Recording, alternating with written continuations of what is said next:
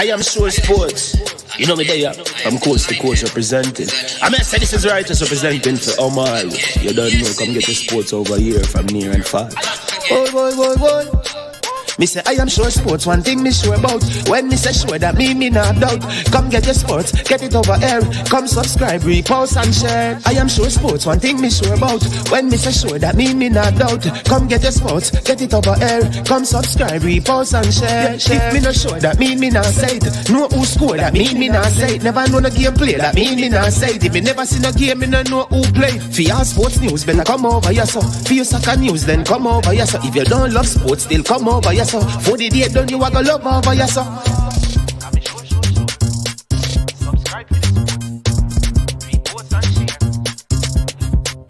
So when it comes on to behavior concerning football, Jamaica is decent. I am sure that if we can get all of these things done, set in place by the end of April, it gives us enough time before the World Cup campaign. Not afraid of no Brazil, no Argentina with these crap of players. We are good enough. Remember, like, subscribe, share. Listen, comment, let me know what your thoughts are. Trick Jerk Marinade gives your meats and vegetables authentic Jamaican jerk flavor. The spices are directly from Jamaica. Spices like jerk seasoning, allspice, scotch bonnet pepper, fresh scallions, thyme, ginger, and garlic. The key ingredients to a great jerk marinade. 0% sugar and low in sodium. You want to try it? Made up of 18 Jamaican herbs and spices, add delicious, bold flavor to your next grilling experience. Flavoring sauce, a marinade, basting, condiment, or topping. Trick Jerk Barbecue Sauce.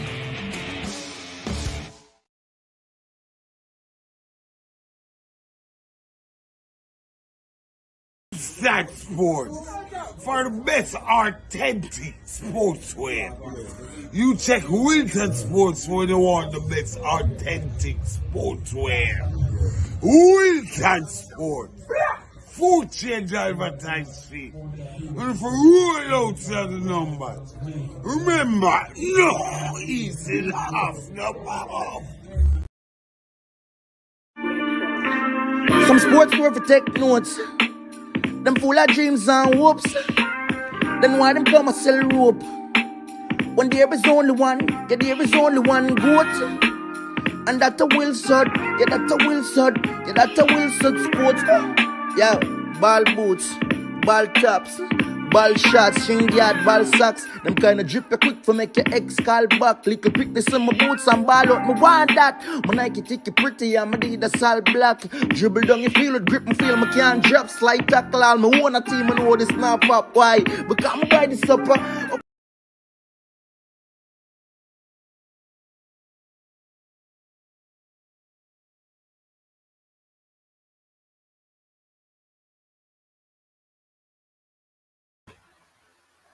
All right, people, welcome to I Am Sure Sports. I am your host, Manning's Man. On a day when there's so much breaking information, breaking news as it relates to football in Jamaica. Lots of stuff breaking all over the place, all sort of information from what is happening with the elections. That is the JFF election. Not the election, not the local government elections. You know, all that is happening right now, and with the ranking, so much stuff going on. Under 20, I mean, oh my, there's so much that we need to address on the show today. JPL news as well. But it is Friday, Super Friday. And again, welcome to I Am Sure Sports. I am Manning's Man. We have a whole lot to get through today, a whole lot. So welcome to the platform. Again, please remember to hit the like button, subscribe, and share if you have not done so yet.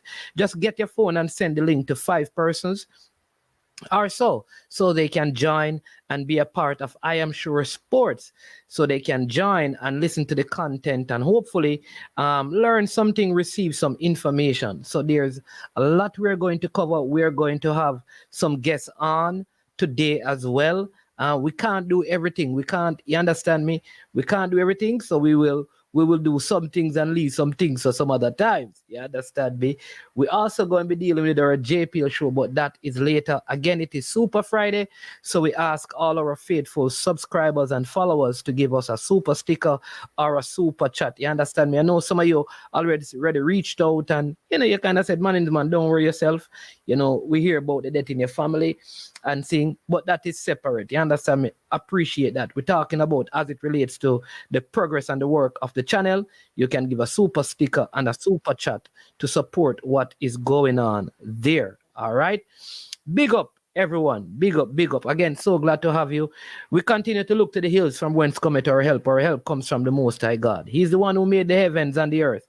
He will not suffer our foot to be moved, and he that keeps us, he never slumber, and he never sleeps. I want to talk to you about something before we get into the content. We have a few guests that will be joining us, but I have to do this because I think it is so important as we seek to go ahead. All right, I'm doing what I'm asking you to do. I'm sending the link out to some person. Not everyone is in the group that I have, so sometimes I have to personally send it to them. So I am going to do. I'm going 1, 2, 3, 4, 5. Yes, so I mean, you can do that as well. All right, so bless up. So I am going to share something with you, and then we're going to make a link we're going to try and get in touch with the General Secretary for the Jamaica Football Federation, Mr. Dennis Strong, and that is after I read a briefing that just came out on the matter that was supposed to be taken to court today,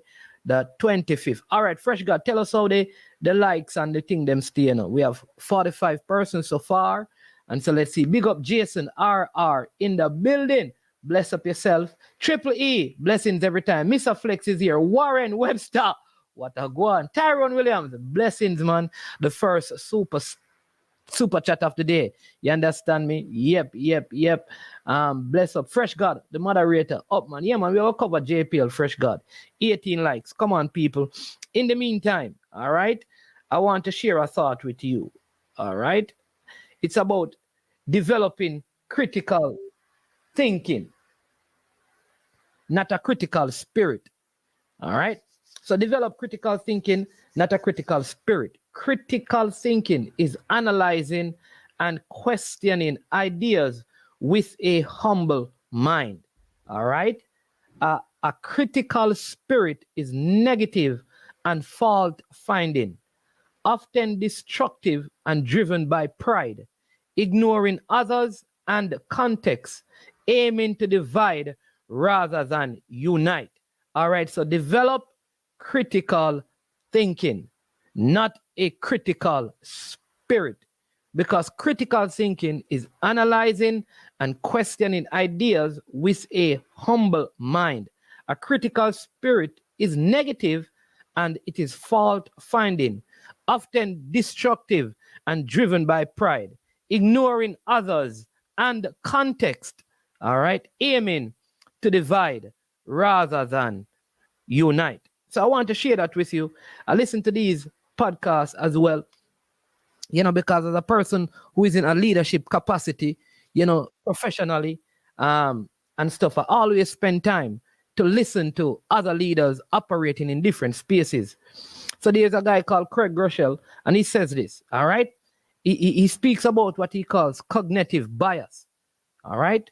He says a cognitive bias is a mental error where our brain incorrectly processes information based on our own experiences and preferences. Common types include confirmation bias, which is favoring information that aligns with our beliefs.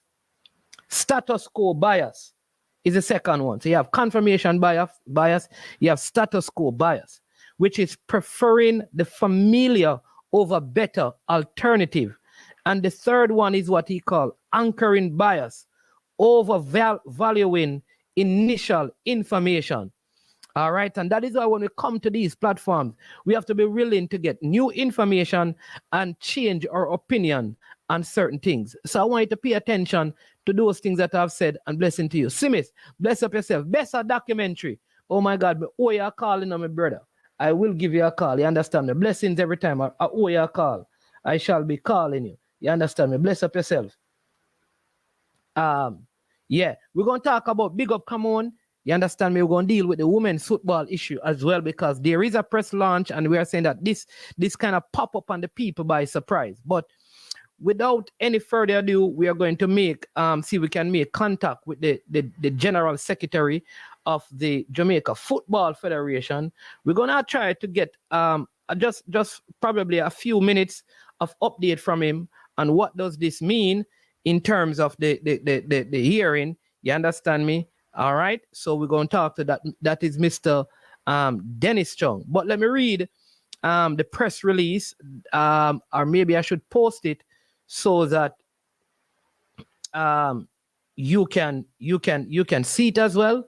All right. So let me find it, and I'm going to post it. Respect Mr. Flex every time. Appreciate it. I appreciate every contribution given to the channel. You understand me? We have a lot of new things we're doing, and it is the gifts like these that helps to make the channel progress and just put out better. You understand me? We want to make sure that we provide you with some quality information, even for the Nations League. We're going to talk about that as well. We're going to talk about the Nations League and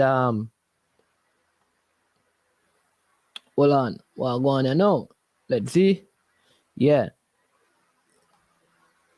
we're going to talk about the Nations League. All right. I don't think I can share this, you know.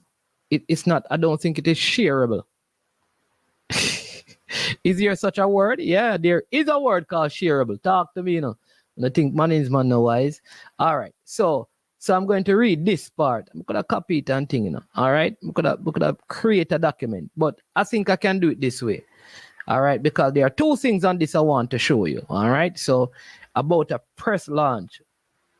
Perception bias. I'm reading what somebody said. CC, bless up yourself. If you want to create a next one, then not a problem. We can discuss that. You understand me? Big up CC.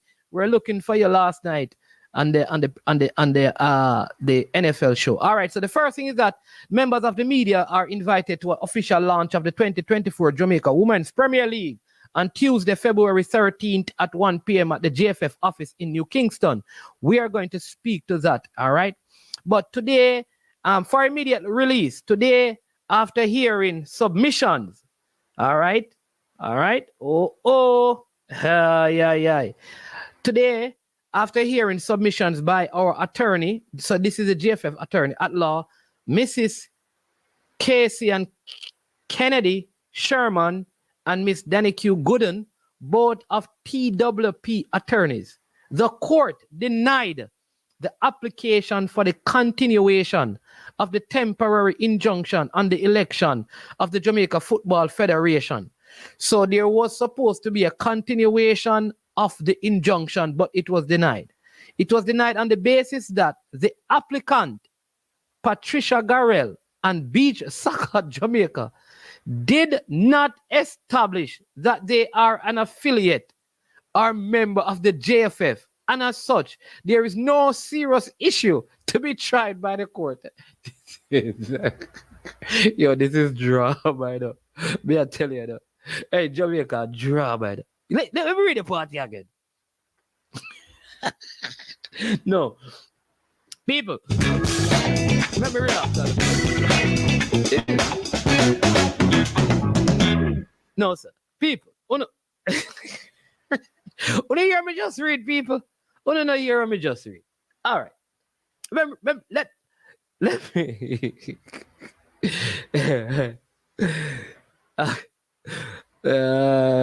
All right. So let me read again. It says, on the basis, that's why I need somebody who brighter than me, you know. We need somebody who brighter than me to explain this to me. On the basis that the applicant Patricia Garrell and Beach Soccer Jamaica did not establish that they are an affiliate or member of the JFF, and as such, there is no serious issue to be tried by the court. This has been the position of the JFF, and we are pleased that the way is now cleared for us to set the new election date, which will be determined by the board. The JFF thanks its members for their patience in this matter, and we look forward to resuming the normal business of Congress under the Constitution and focus on football development for Jamaica. The end. So, how did the court in the first place? Me understand Jamaican line. So if the person is not an affiliate, why would the court even allow an injunction in the first place? Hey, anyways, like I said, you know, say man is man, no really, me is not the brightest bulb. You understand me? So let me get somebody who's probably more astute.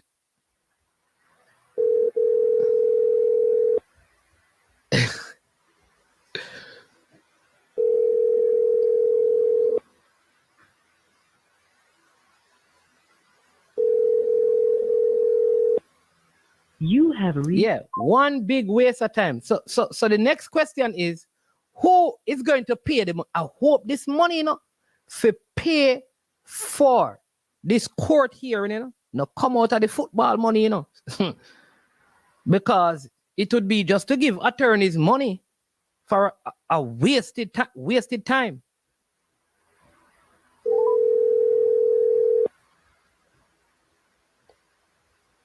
But champ deck, the press release is the court ruling. Why you need to hear from the other side? This is the court, is not the ruling. All right. You have reached the voicemail. Big up Mr. IFAB himself. So the court wanted, somebody said that the court wanted to give itself time to familiarize itself with the facts of the case. Okay. So the court really needed to kind of be more abreast of what is happening. So but here's the issue I have. Right? Where are the attorneys when I need them? Where are the attorneys? The issue I have is this. Because the person who brought the injunction did categorically state that according to the Constitution, they have a right to bring the injunction or to bring this issue because they are not an affiliate. Remember, they said that in a statement. I can do this because I am not an affiliate. Because affiliates really must bring it to the FIFA system. So if you're not an affiliate, you can't bring a JFF constitutional matter against the JFF because you're not an affiliate. But if you are an affiliate, you cannot bring a case to the court of the land. You must bring it to how FIFA is established. So you follow me? So people who are not affiliated to the JFF cannot really bring a case against FIFA on these matters. All right, that's one. All right. The second thing is if you are an affiliate, there is a way to deal with the matter, and that is not to take it to the court outside. So either way, I don't know. I don't know, man.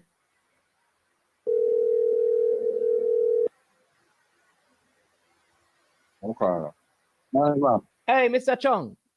Man. Good afternoon. It's 6 minutes after 12. You're live on I Am Sure Sports. I hope I didn't catch you when you're having lunch. We just need a few minutes of your time, if that is possible. I having lunch, but I'm going to send you the bill. As long as it's over juicy beef, we can deal with it. You understand me? Two cheese patty and orange juice. Juicy beef, there's some expensive lunch, you know. No, man, two cheese patty and orange juice. Yeah, man, what's up? Yeah, so just read the rule. Well, a press release that my assumption is that it is the ruling from the court that the press release Yes. was based on, which is let me just bring it up again. So not sure if it is totally understood by all of us. It says today, after hearing submissions by our attorneys at law, Mrs.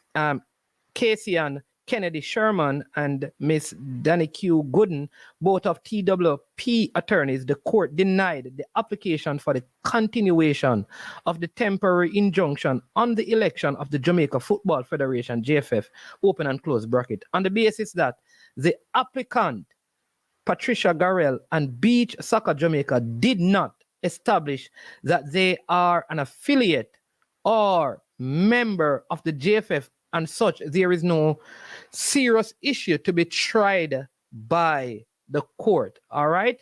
Can you explain? I mean, maybe you think it is self-explanatory, because I know that originally what Miss Garrell said is that she could bring the injunction because if you were an affiliate, you're not allowed to take the federation to court. So you would have to not be an affiliate to bring them to court. But this is saying that because you're not affiliate, you have no legal right to bring them to court. So how does the process work? And maybe I am missing something in all of this. Well, the application that was made was that they are in fact a member. So I don't know about that interview, but I know that was what the application was. So that is the substantial matter that was being heard. Oh, so Beach Soccer is a member, but the person who brought the injunction. No, Beach Soccer is not a member. Okay. So, but the application that was made is that they are a member, and we denied that because they are not members. Right. Okay, so that was what the court ruled on, that it is not clearly established that you are a member of the JFF. Right. Okay, I see. And therefore the judge discontinued the injunction. So it now is it has been communicated to FIFA. The decision has been communicated to FIFA. FIFA, as you know, had asked that we put a hold on all electoral matters until this is resolved. So, what we're doing now is just waiting on FIFA to come back to us. And once they come back to us, then it's up to the board now to set the date of elected Congress. Okay. So that's up to the president and the board as to when it's going to happen. Okay, so once FIFA gets the ruling, FIFA will reach back out to the Jamaica Football Federation. Say, okay, based on the ruling, all things are in place now. You can now go ahead with your election. You will have your Congress to set up a date for election. And then from there... a board meeting. A board meeting first. Right. The board meeting. Right. And then from there, you have the voting Congress. So there was also a next matter that was pertinent where some of the parishes, I don't know if this is a court matter as well, were not duly registered with the company's office, right? And I know that Mr. Speed had indicated that I think around 3 weeks ago that at least one of those who were not, they have been. So outside of that, can you state if all things are in place now in terms of all the affiliates and their legal registration, that when an election is called, all 56 votes? Well, that is a determination for the electoral committee to make, as you see, coming from the appeals committee. It is the electoral committee that's supposed to determine who will vote. And that matter is being addressed because the appeals committee did say that they have until the date of Congress to actually do the registration. So all of those have been there. Okay, so and the day of Congress is the day when the election is held. So up to that point, they can do the registration. Yes, and that's what the Constitution says also. Okay, all right. We have a question from RFM, which is, so there was a Congress because of this matter, because a lot of I don't want to say taxpayers' money, but footballing money would have been used to prepare for the Congress. It was not, and there's a new one. So his question is, this is from IRFM.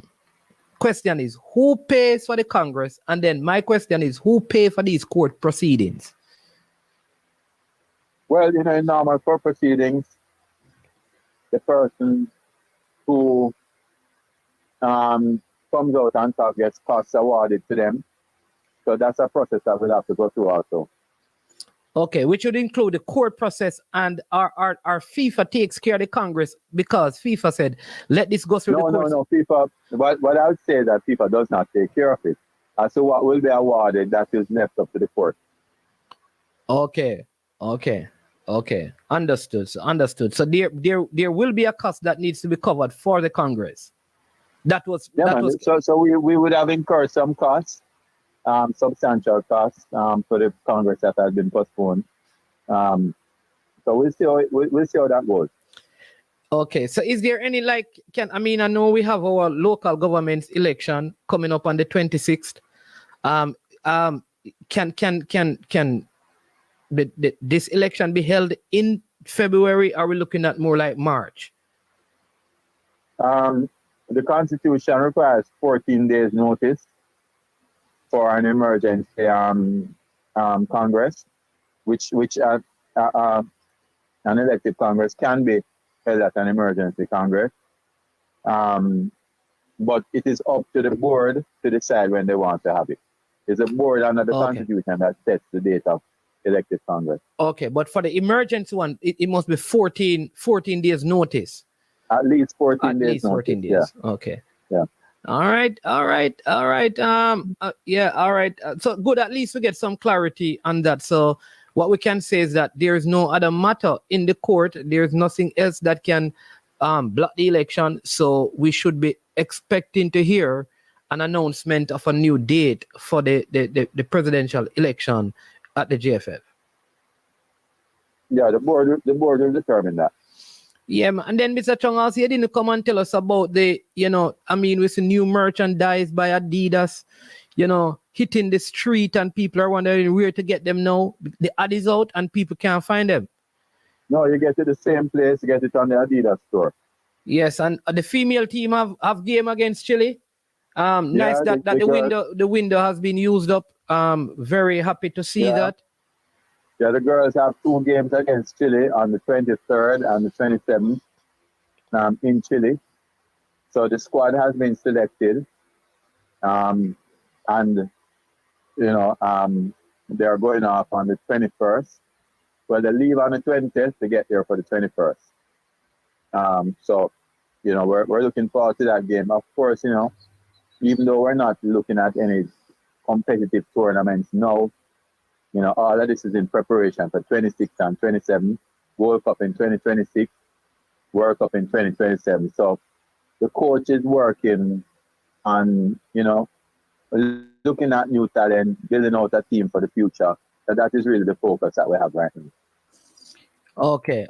And that we haven't heard anything, because the last time you were on the show, we heard that there was supposed to be like a final meeting with the Reggae Girlz, and we haven't heard anything. I don't know. Some people assume that the election may have consumed some of the time, but yeah. How has any progress been made? I know Mr. Speed was here, and Mr. Speed said the next window we can expect the girls who are part of the World Cup campaign to be in the next team called up. All right, there will be. Well, we are waiting on them to come back to us, because I said to them, let us know when you want to meet. They requested some information. We sent it off. What we know is that we have received correspondence that everybody has been paid money. They're just, I guess, trying to check back, make sure everything reconciles properly. So we're satisfied with that. On that basis, we have communicated to them that, since we've sent everything, we have lifted the suspension of the selection. And at this go around, we would have reached out to some of the girls who were there they said they were not available. The last meeting we had with them, and Speed asked them, are you available? No, since you've given me everything. And they said they're still not available and they'll come back to us. So, we have to work with what we have. As I said, we had reached out to some of them, particularly the college girls, who said they were not available, and some of them might have some school commitments. So, we reached out to the girls who played in the Gold Cup also, and that 4 team basically responded. And then, so they're in now and they're going to Chile. So that's all that we can do. We couldn't do anything else. Yeah, man, we're delighted that there's a game. We're delighted that Jamaica will have 2 games, because at the end of the day, it is Jamaica. But just based on what you just said, you can confirm that from your side, all outstanding payments have been made with the girls. Yes. I mean, as I said, there's a lot of a slip can happen between the cup and the lip. So it's money you're talking about, and it's a lot of money. So, is there $1,000 out or $2,000 or $500? We don't know. I guess they will reconcile everything based on what they're saying and what we have spent, and then they'll come back to us and we'll talk about it. But, I mean, I can say that the substantial amount of any amount due would have been paid, and from our perspective, we have paid everything that we have on the books. Okay, from your perspective. All right. Man, boy, all right. I don't know where to go, because I know you don't have a lot of time, because there is what we'll really love. I think the longer this goes on, I always tell you this, that this whole fill in the blank, because I feel like where people don't hear and people don't know, they fit in blanks. So they don't hear anything. It is natural that some people are going to believe that the girls have been discarded and stuff. Yeah, but man, I mean, I don't buy that, I think people have a responsibility, and maybe because I'm an accountant, to ensure that when you don't have information, you seek information. Don't assume, seek information. And the JFF has never, not given information that people ask for. I've always given information. Okay. So there you have it, people. The girls, Mr. Chung is saying that as far as he knows from their records, Frederick Miles, I hope you get that the girls have been paid, while he will admit that it is money, so there could be something missing. So if there is, they should reach out and say, this is what it is. And he said that all the information that have been required or requested have been presented. So let's hear. But I think it's a good set of girls who are going to play. I'm glad to see, I think, Jade Bailey, who I think she was injured. So good to see her back. And I know they're going to do well. I'm glad that the window has been utilized. I'm sure these girls are going to do very well. Yeah. And I don't know how much the JFF is involved in this, but a lot. I've gotten a couple of calls, which is 2 from clubs who are in the female competition, and they feel like enough has not been done. I know that there is a press, the press launch. The launch of the Women's Premier League coming up on Tuesday. Tuesday, but what they're saying is that both schoolgirl football. I was supposed to talk about it. Schoolgirl football and the Women's League, like there's no marketing. There has not been a great push, because really and truly, I never know until a club owner reach out to me and say, man, so you talk about JPL and you don't talk about the Women's League. And I said, when is it starting? And they're telling me the press release, and they said the schoolgirl football is going to start. And I think, we need to, some more needs to be done on that side. I don't know who is responsible, if it is the league itself, like the JPL, but somebody needs to be out there pushing and promoting the women's football. That's a very important part of it, because the JPL, I think, has gained traction because of the platforms. Yeah. So what I'll say to you is that there are actually plans for that to happen. The launch is happening on Tuesday. We really didn't want to go out there and say too much before the launch. So, it's a whole marketing strategy. But I'm actually, as we speak, in a little while, I'm going to be meeting with someone about the strategy that we spoke about. So It's not that we forget about it. It's just that it's a matter of timing. Yeah, and tell them that there's an open invitation for them to come on the program. Yeah, man. They know that, man. Yeah, I think Margaret, Miss Sutherland is Margaret. the person. Yeah, man. Tell her she need to she need to come and talk about it and I am sure sports. Man, I don't want to use her as a messenger. And call her, man.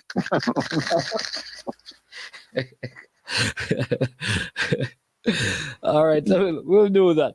All right, Mr. Chug.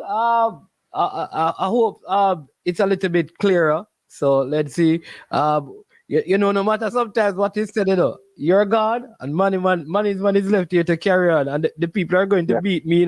See, I let you get away, and I should have asked you this, I should have asked you that.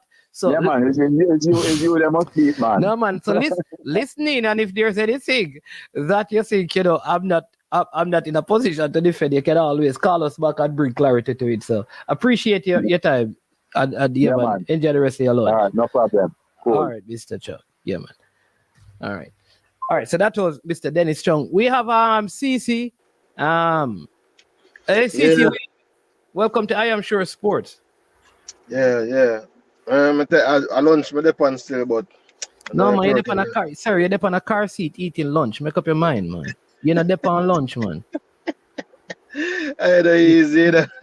Yeah, but Mannings, based on I was saying based on what you were reading earlier, my understanding they would have tried to this is just my understanding though, because of the whole FIFA statute and FIFA saying you should not, a member or an affiliate of the federation should not bring the federation to court, otherwise it can lead to certain actions being taken against the federation. I believe that they were trying to circumvent that whole issue while simultaneously trying to get their organization become like be recognized as an affiliate.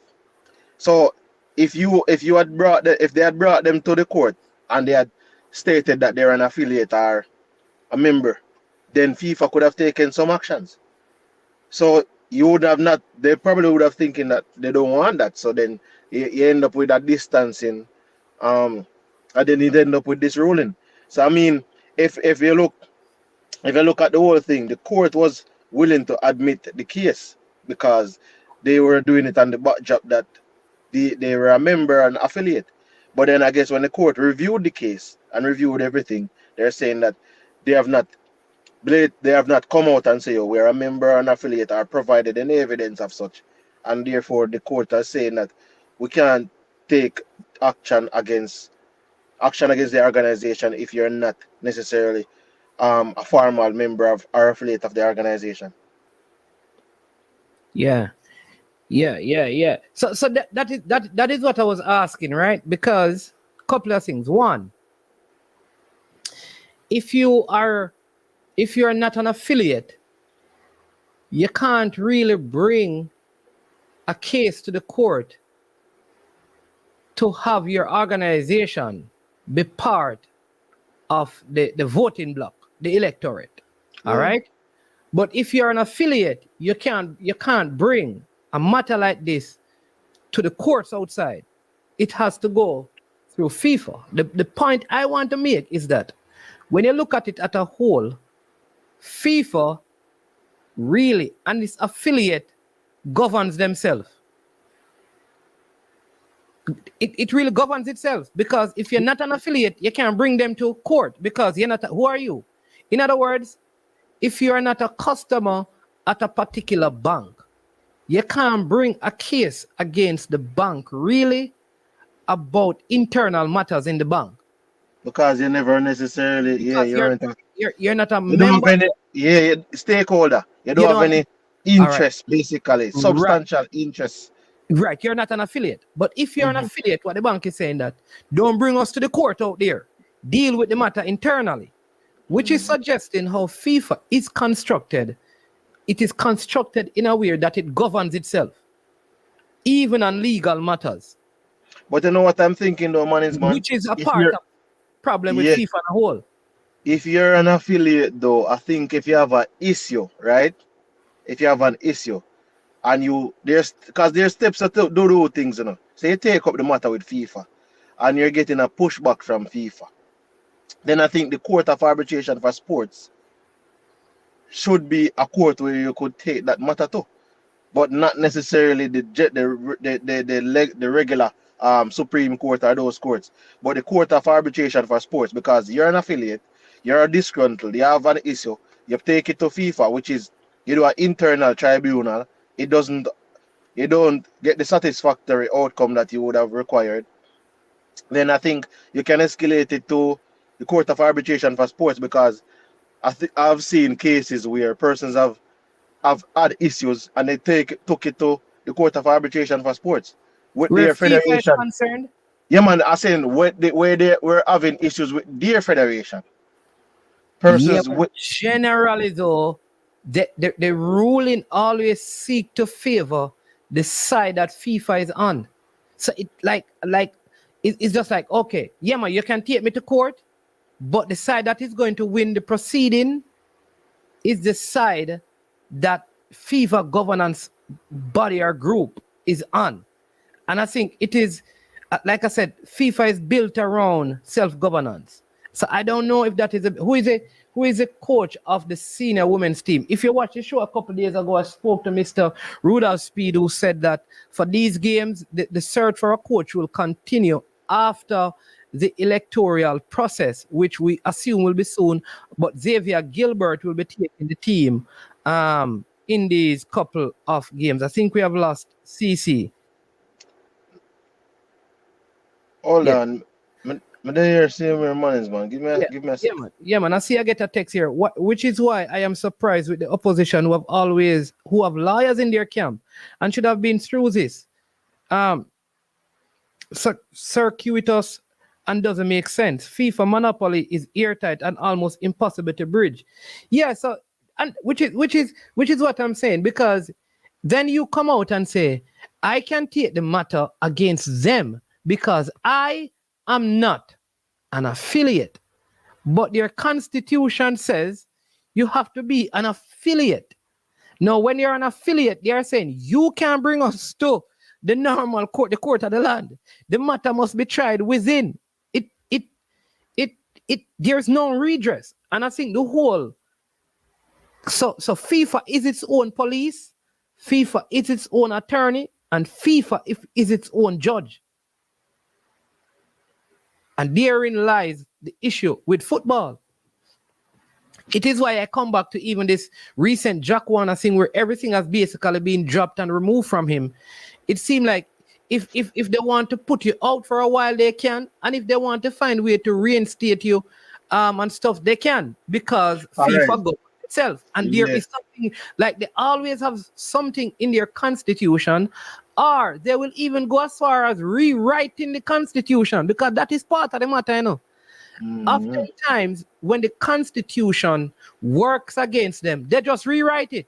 Or make amendments as they call it. But remember, that's all because watch your money, man. I'm saying that sometimes majority of the time, if you take it to CAS, FIFA would have the upper hand, because we see it with several people have taken them to CAS.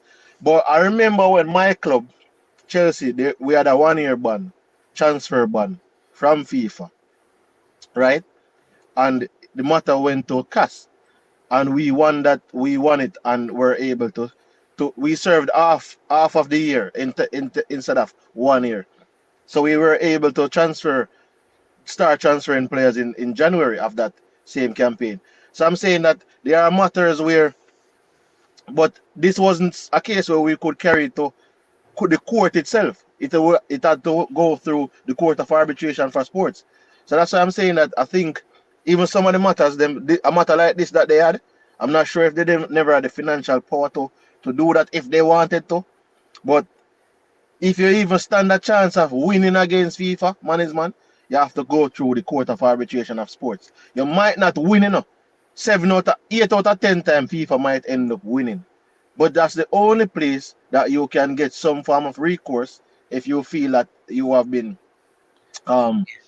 wrongfully adjudged. Yeah, and I think this is more a more credible opinion. I think, because I got this from Cranky. He says another view could be that the opposition know this, but they wanted to expose the unfairness and what they perceive to be the corrupt way things are done. So they knew that this was not going to resolve anything, but it was going to expose certain things. Because somebody could do that, Somebody could say, all right, listen, I am going to expose what is happening, even if it is to no end in terms of changing what is there. But at least what I am going to do is to show people what it looks like. You understand me? Which I think is a bigger point. Like what this has really done is shown UCC and shown me that if you want to go up against the president, a parish president, here is what you're going to face. These are the issues. So I think I believe that is the point. Like the opposition wanted to bring about, expose and show the people what they perceive to be the corrupt issues are in the football. So that pretty much, that statement makes sense, like, cause they have the time and the resources. So it's not like say, oh, they have the time, the resources, and they have a bone in the fight. So they might very well have gone ahead with the case, knowing that it would have not been successful. But the success that they were seeking is to expose the whole process. So it would have probably been, if their intention was to expose the process, then they would have been successful in their attempt. Because two things would have happened in a man's man. One, the election process would have to be paused. So the election process was paused. Second, there was a big discussion surrounding it on social media and in the media space, in the media landscape, and in YouTube, in terms of the podcasting space. So in the podcasting space, in the traditional media space, in social media, there was a big argument and big conversation surrounding it, quite possibly taking it into international waters in the diaspora. So I think their objective, if that was their objective would have been met, because there's a lot of things that would have happened and persons would have been more exposed to the actual process and what it entails in terms of challenging for the seat of president of the JFF. Definitely. Like big up to Military Gouda, Sherman, Orlando Brown, Mr. United, Sheridan. You understand me? Big up to all of you. That's true. But I like this as well. So let me just read a couple more. It says they have achieved their initial objective because now the public and FIFA are aware and they are more involved. But the thing is, Frederick Miles, FIFA. All right. So Frederick Miles, all right. So Frederick, you remember I already was saying about cognitive bias. All right. So Frederick, what I will say is that, cause y'all refer me to me. Let me help you. FIFA will sanction an election. All right. So when you say FIFA can come in, like Frederick, you have to call and explain to him. When you say that, no, FIFA can come in. I'm trying to, what do you mean? I would love for you to call in because I don't know what you mean. FIFA can come in. What do you mean? What do you mean by FIFA? What FIFA go? What will FIFA come and say? Again, Frederick Miles, let me explain to you. Very simple. The present constitution was constructed with the involvement of FIFA. So if, according to the court, they are following the constitution to the point where they have thrown out the injunction because one side has followed the constitution that FIFA helped them to construct, what is the merit for FIFA's involvement? I think for me, No, me more, and that, more Frederick Miles. Listen to that part and put an appropriate response so we can have a good conversation. Go ahead, CC. yeah. So my thing, as I said, if that is the case, they would have done that. The whole FIFA thing, I think with Frederick Myers, the whole FIFA coming in thing. The only thing I will say is that there are sections in the constitution that FIFA helped construct, right?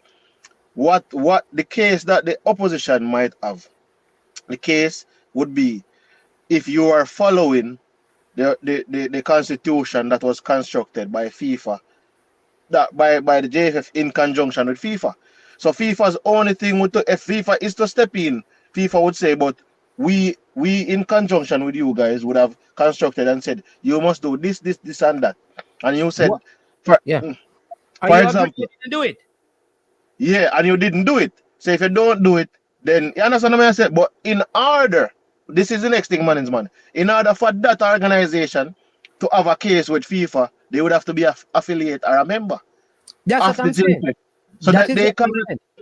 So what they had to do, which is, I think they made a smart move according to the call, which is, all right, the main persons who are going to be involved did not take up the case because that would put them in direct conflict if this were to happen with FIFA. Yeah.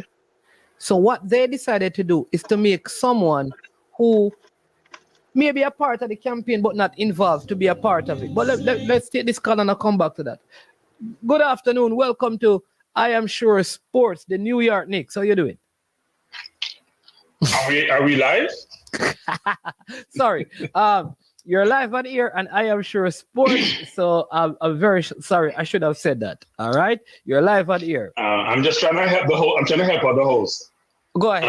On his own program. But anyway, interesting conversation. And interesting conversation. And I do believe that we're not giving enough credit to the opposition and their thought process. And maybe we even giving them too much credit, frankly. It could be one of the two.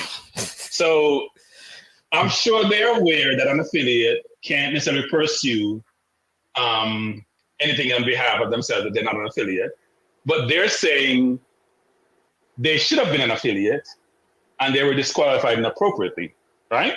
Yeah. And so the question is, how does that work for them and for the organization? Now, when you mentioned about the Constitution that was signed off by FIFA, we know Constitution get amended all the time, but they have holes in them.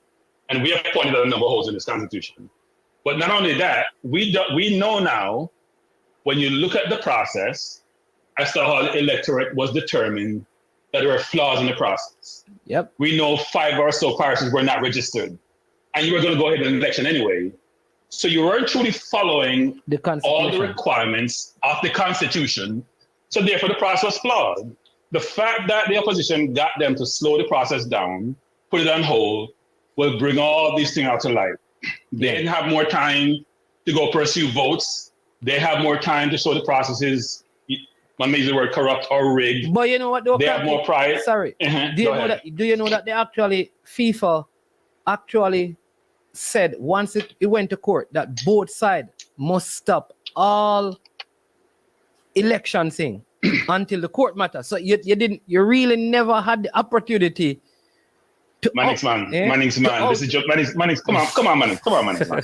You're disappointing me, Mannix. Come on, Mannix, man. So you said they still went ahead on campaign? Mannix, Mr. People are paid for vote on channel there. Mannix, this is Jamaica, man. It's like some Western European country with clear laws and regulations being followed in accordance with how people normally behave. Come on, Mannix, man. Okay. So what people check everybody's phone to see who they're going to call? Are they going to have a meeting and go for lunch? Come on, Mannix. That don't mean nothing to nobody. If the JFF can so blatantly violate its constitution, then pursuing of votes is going to be done regardless of where the FIFA is saying you should stop to do so, right? Based on association, relationships, and affiliation. So I do think that it has brought a lot of things to light. It has changed some people's perception about all of these things. And I'm sure FIFA is going to be much more intrusive in the process, which I'm sure the opposition want. And they can point to a number of different things in the Constitution which are not fit for purpose and or the process. So even though and here's what's funny, Mannings, man. You'd have thought the courts would have said, look, you're not an affiliate based on the Constitution. You don't have a case to bring to the courts, so we can't adjudicate this. That didn't happen, did it? I don't think the court was abreast of the Constitution. So that's why I think initially they said, the judge said, I needed to take time to become abreast of the Constitution. And having gone through it, I think that's what I'm saying, that why was it? Because remember, Mr. Speed said it, Mr. Speed actually said he wasn't sure why the judge would have allowed that, because they basically knew that the judge should not have done that, because this part of the Constitution is what FIFA has. Because what FIFA has in their Constitution is that if you're not an affiliate, you can't bring FIFA to court, which is similar to with Jack Warner. Jack Warner is saying that I am not a citizen of your country. FIFA is not in the United States. They're in Switzerland. I never did anything in your country. How can you bring a legal case against me and want to extradite me when I have not committed any crime in your country? Which is where now... So we can go into that, but I thought the initial reason why the U.S. brought this case is because they use the U.S. banking system, but that's another story for another day. And I know that one person from another country won their case. So like Warner will come out that the woodworks now, but they feel good that most of the cases that were brought against people from this side of the world will be thrown out. But that's another story for another day. Yeah. But I do think what is that done, Mannings, man? We have all scrutinized this Constitution and the process, and we have all realized, I don't want to use the word rigged, but it's not fit for purpose. It's just not. Which is the Constitution itself or the process. Which is why, Cranky, let me ask you this. Do you think it would have been better if they recognize all of these things to let it go when the election is done? If they lose, they bring up all of these matters, which would then maybe appoint them as the winner, or it couldn't work that way. That's what I'm wondering. No, man, you can't take that risk with FIFA, man. You cannot take that risk with FIFA. Okay. They would have come up with some rationale as to why the process has been done. Look at the situation in Brazil. Brazil is a perfect example. They rigged the Brazil process. The president got elected. The court decided that this is not going to be the case. It can't be. And then FIFA come in and say, we're going to ban you from international competition. And the court relented because Brazil has to play international football. That's the most important thing. And people move on with their life, man. So I think the opposition did the right thing by finding ways to intervene in the process to make it a fair process. And we all should advocate for a very fair process. Regardless of our perspective on who is the opposition and who's part of the slate, that's irrelevant. Yeah. The objective should have been, we have the fair, transparent, objective, independent process, and the side that get the most votes, as allowed in the Constitution, are the ones which assume power. Yeah. And you can't have people manipulating the process to have power. That doesn't make sense. That's not fair. Yeah. And I think Andre Moore is saying that's a costly way to make a point, though. You know? What do you mean costly? Because what other way? Yeah, go ahead. Sorry. No. I think what he's talking about, because now they may have to cover the costs associated with the Congress that got put off and the court proceedings. I think that is probably the cost he's saying. Yeah. And so sometimes you think about the money later. Think about people. If they win, they'll take money out of the coffers and pay for this. So my point on this, man, it's very important. You have to use all available means. You got to think about man. They were pressed for time, Time was short. And if I do my assessment as the opposition and realize I don't have the votes to win, but the process was fair, I may have the votes, then why would I exhaust all possible means to preclude this from going ahead? Why wouldn't I do that? Yeah. I think they did what they need to do, and hopefully it all works out well for the football, right? But the JFF followed, they didn't follow Burrell well because he's a mastermind at this. God bless his soul. Because he made sure he won the opposition. They were good students, man. They were good students. They weren't listening in class, and it showed up, just to be facetious. But I do think, Mannings, that at least we know the process has to be somewhat fairer. The JFF, they still winning now because they believe that speed. Wait, just here a while ago. The GFF base still win. I don't win. Is it GFF? You said the GFF will still win. I am saying to you that May still win. No, man. What I'm saying, the GFF. I don't think it is the GFF. Incumbent. No, I think Cranky mean the incumbent. The incumbent. No. So you know, you're right. Let me rephrase that. No, it's like the incumbent either because it's part of the incumbent. The side that have less, I don't even know, I'm confused now. So the opposition. Because Manning, I think the misconception people have in the Mannings is that the opposition is comprised of it's only Raymond and a lot of JFF members. If you look at both teams, obviously the people in the JFF who are the current administration of all members, but there's a number of JFF personnel and related personnel who are part of the opposition. Yeah. Yes. So it's really the JFF. It's the JFF. The JFF. Yes, you're right. I'm wrong on that. Yeah, I'll take that back. I said, Dre, anyways, I'm saying Pat Garry will have to refund the JFF millions for the cancel JFF Congress plus legal fees. He puts that as breaking news. I don't know. Mannings man. Court take a long time to get to them thing, Mannings man. Court take a long time. This thing could be tied up in courts for a while. And they'll work something out, Mannings man. Because if I take this to the court process, it becomes very messy and very ugly. Then FIFA gets involved and start doing sort of administrative activities and makes things very, very difficult. So they do litigation. I expect some resolution on the road. Yeah. All right. Andre is saying that, remember TNT Constitution, same thing, he said it was constructed with FIFA in 2014. This is before the GFF own, sanctioned an election. Sanctioned and FIFA sanctioned an election in 2020. And after the election, FIFA then appointed a normalization committee immediately after, removing the elected admin at the election that they sanctioned with the constitution that they constructed. No, basically, here's a misconception people have. Guys, here's a misconception. No, the U.S. Constitution was amended, right? Yeah. The U.S. Constitution, which is their Bible, was amended, right? You picked up about the 14th Amendment as a key thing of the Constitution. A bunch of amendments. So you write a document and you realize, it needs work. And when we say FIFA, we act like every person in FIFA signed up on the Constitution. They could have selected a team to work with you to get it done.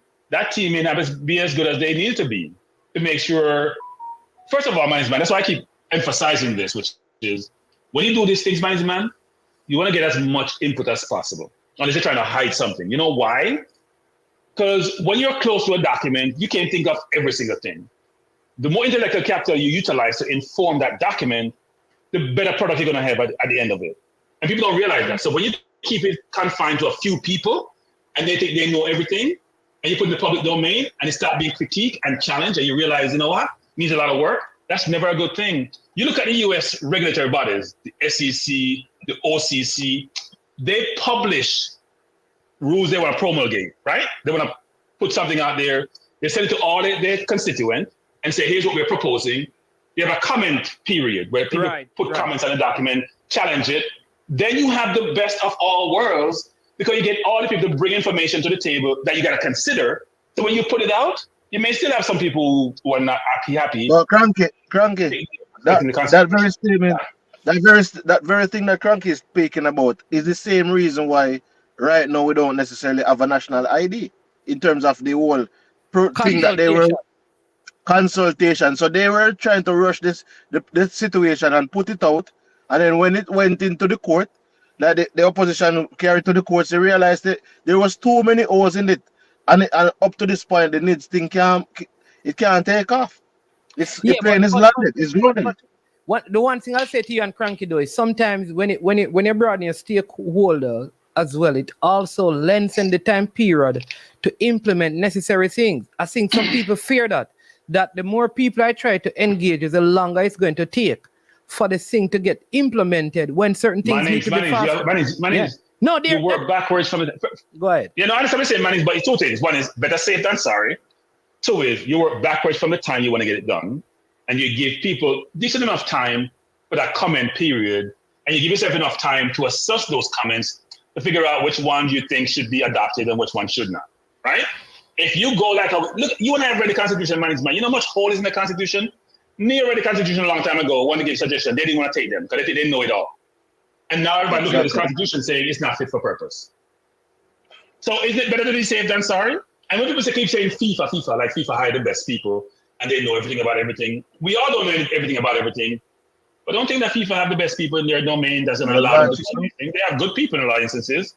But as the Constitution show, and as you hear the discussion around what happened with Trinidad, you walk away shaking your head, say, how can these people be running anything, frankly? Even the FIFA personnel. Yeah. So, yeah, Mannings. But I was calling to say that it's a very interesting topic to discuss. And by the way, people, those in the comment section, Mannings Man subscribers is up to 6,000 something. I can't understand how this program, which is very thoughtful, well-constructed, address various subjects which are serious, have authentic, quality commentators on it, excluding yourself, yours truly. No. I don't understand why we don't have more subscribers. Cranky. Why there's not more subscribers on this channel? It doesn't make sense to me. I'm telling you.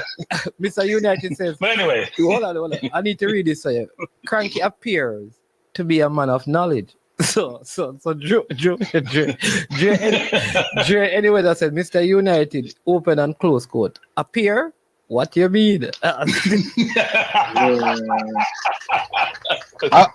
wonder if Cranky probably don't know or the thing or something they work, you know. All them thing you work, especially when the subscribers. And sometimes I shouldn't say this because it's so but a lot of these things work, Cranky. You know those takes would normally go viral. So maybe me have to come on the channel, come type and make some hot takes, and then it probably run up the subscriber number because it's the hot takes. It's the hot takes. If you check some place now.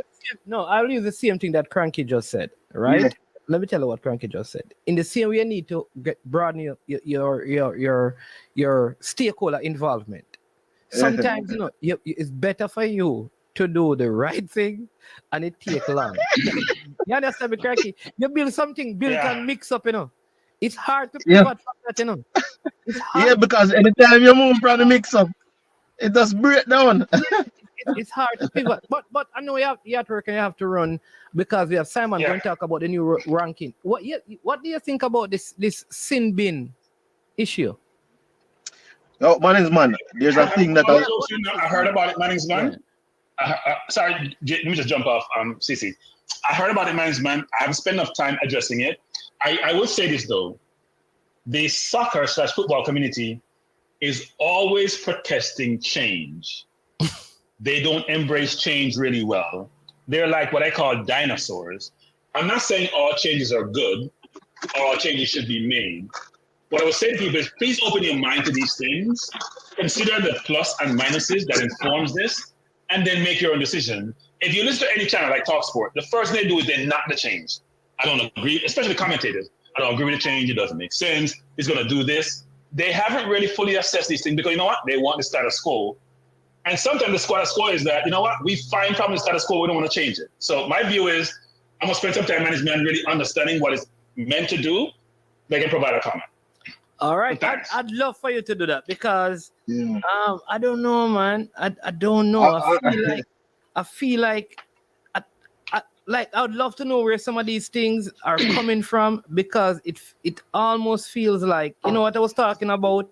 Like I understand that people have what you call anchoring bias, where they overall in initial information, that this is how it used to be, they don't want to change.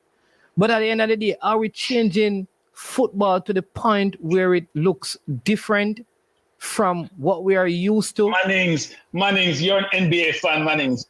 You're an NFL fan, Mannings. You shouldn't even ask that question. You're an NBA fan, you're an NFL fan. Then change something every week, every day, every year. And the sports still keep going, man. The sports still growing an audience. They're going to play a game in Brazil next year.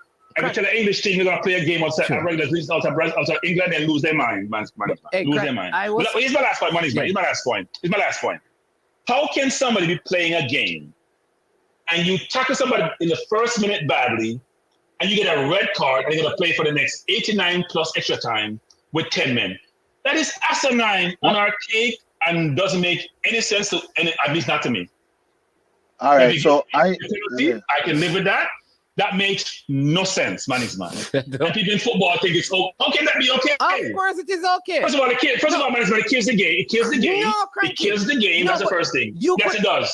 Cranky. You imagine Lionel Messi, a man can just take Lionel Messi out of the game completely in the first minute and just go in the sin bin for 10 minutes and then come back out and Argentina loses. So man's man. He's an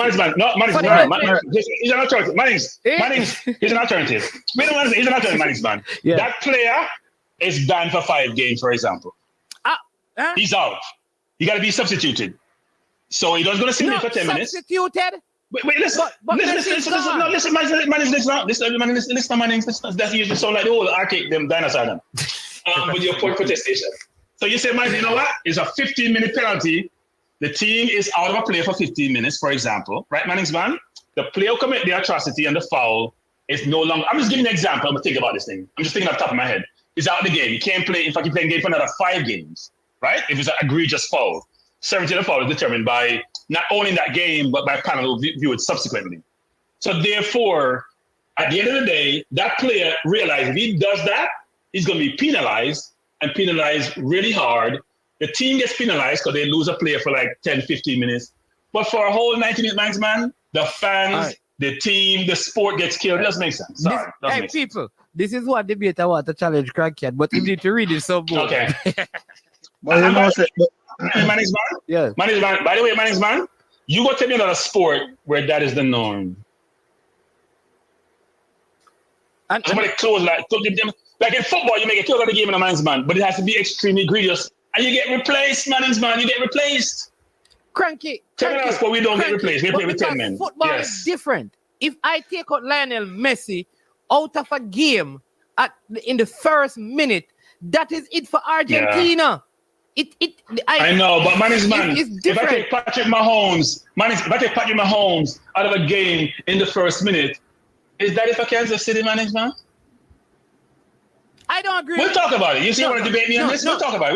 We'll talk about it. We will debate this. I see, and by the way, quarterback is more important than any player on the football or the soccer team. No, man. No quarterback is more important. Quarterback is more important to their team than Lionel Messi is to Argentina. No, you missed the point. I said positionally, a quarterback.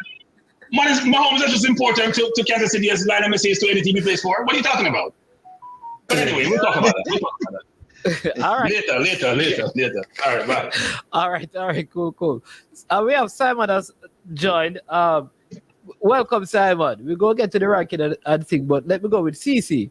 CC, what do you think about the sin bin? And I want to hear what Simon says. All right, so the sin bin thing, I was discussing this the other day, and I was talking about before the whole sin bin come on the blue card. I was saying, why in football, if a person gets a red card and you still say, for example, it's 3 substitution, right? Yeah. And your team got a red card. Five substitution you have now. Yeah, 5 substitution.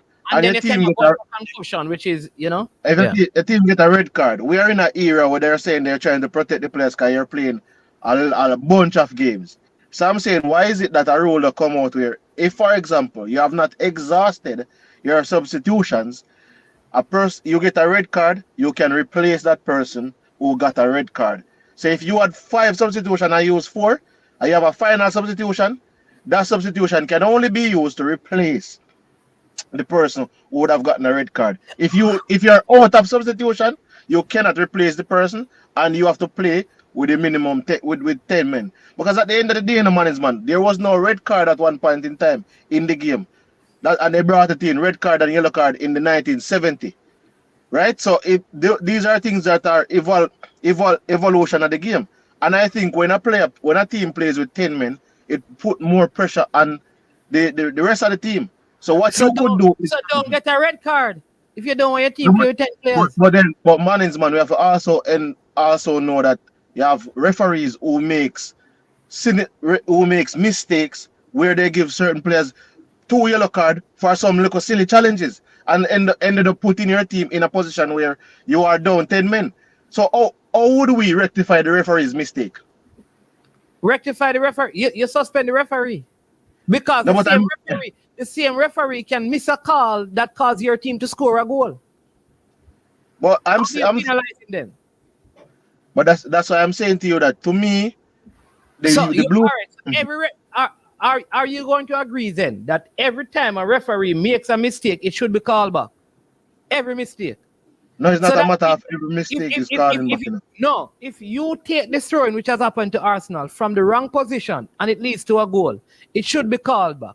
If it find out the ball and so every mistake a referee makes, if you're not going to call it back, then you can't say if a referee makes 2 bad calls and a player gets a red card, then there should be a rule made for that because he may make other mistakes that benefit your team. But every referee makes a mistake that leads to a goal.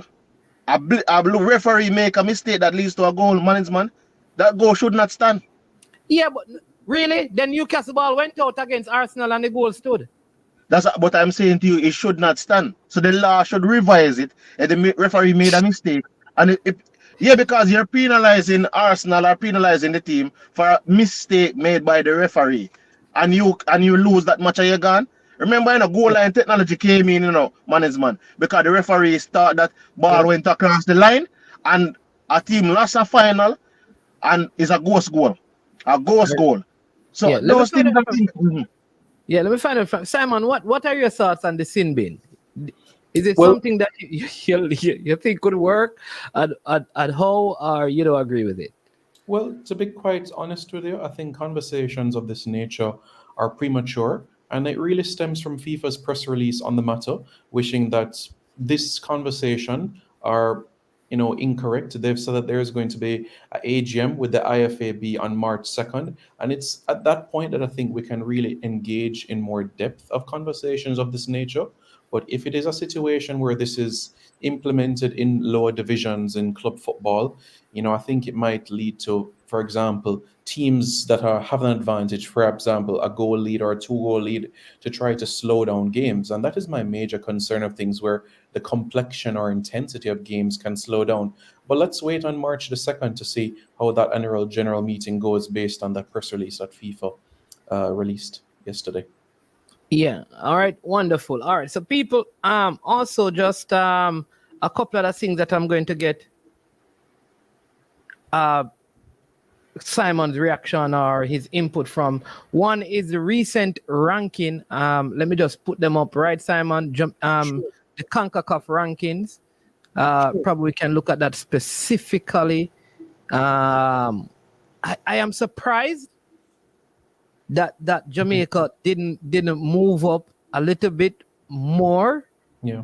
But maybe you can give us like the reasons behind all of this. Let's look at men's national team in CONCACAF. Let's bring up this one. But yeah, can you go ahead and just tell us? I think Mexico leads, right? Mexico are in, which is also a surprising. The United States, they have lost 24 points. I think that is what it is saying. Maybe we should do the top. Where do you want to do the top 10? Sure, we can go right into the top 10 and give my the reasoning behind some of these things as well. Just to give so let me bring them up so you guys can let me know if you're able to see them. Yeah. Yeah, the viewer should be able to see it. I think that's legible. Yeah, the top 8 on the screen there. Yeah, you touched firstly on the United States, so I can reason on that before we get to Jamaica. The truth is that in the United States, for their last 2 games, they suffered defeats. They lost to Trinidad and Tobago in the Nations League, who are 10th, and they also had a friendly international quite recently against Slovenia, and that was a home friendly as well. So by virtue of those back-to-back defeats, they would have lost points in that situation. Teams lower than them within FIFA rankings, and just for clarity, perhaps I've said this 1,000 times, but the CONCACAF index is different from FIFA rankings, just so everybody is aware as well. So the United States suffered back-to-back defeats. I know many persons will be saying Jamaica are still 6th in CONCACAF. Yeah, having defeated Canada. Exactly. And Canada did not lose any points from what I'm seeing. Because this is the absolute latest index, but there can be some reassurance that the gap between Jamaica and Costa Rica is getting tighter. Although in the January index, Costa Rica didn't lose any points, they did lose points by virtue of the heavy defeats to Panama in the Nations League.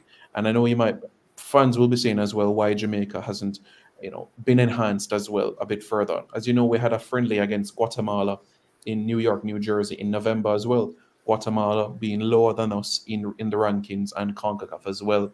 That resulted in that as well. It wasn't a victory, it was a 0-0 draw. So that, enhanced. Yeah, but all right. When I look at Guatemala, right?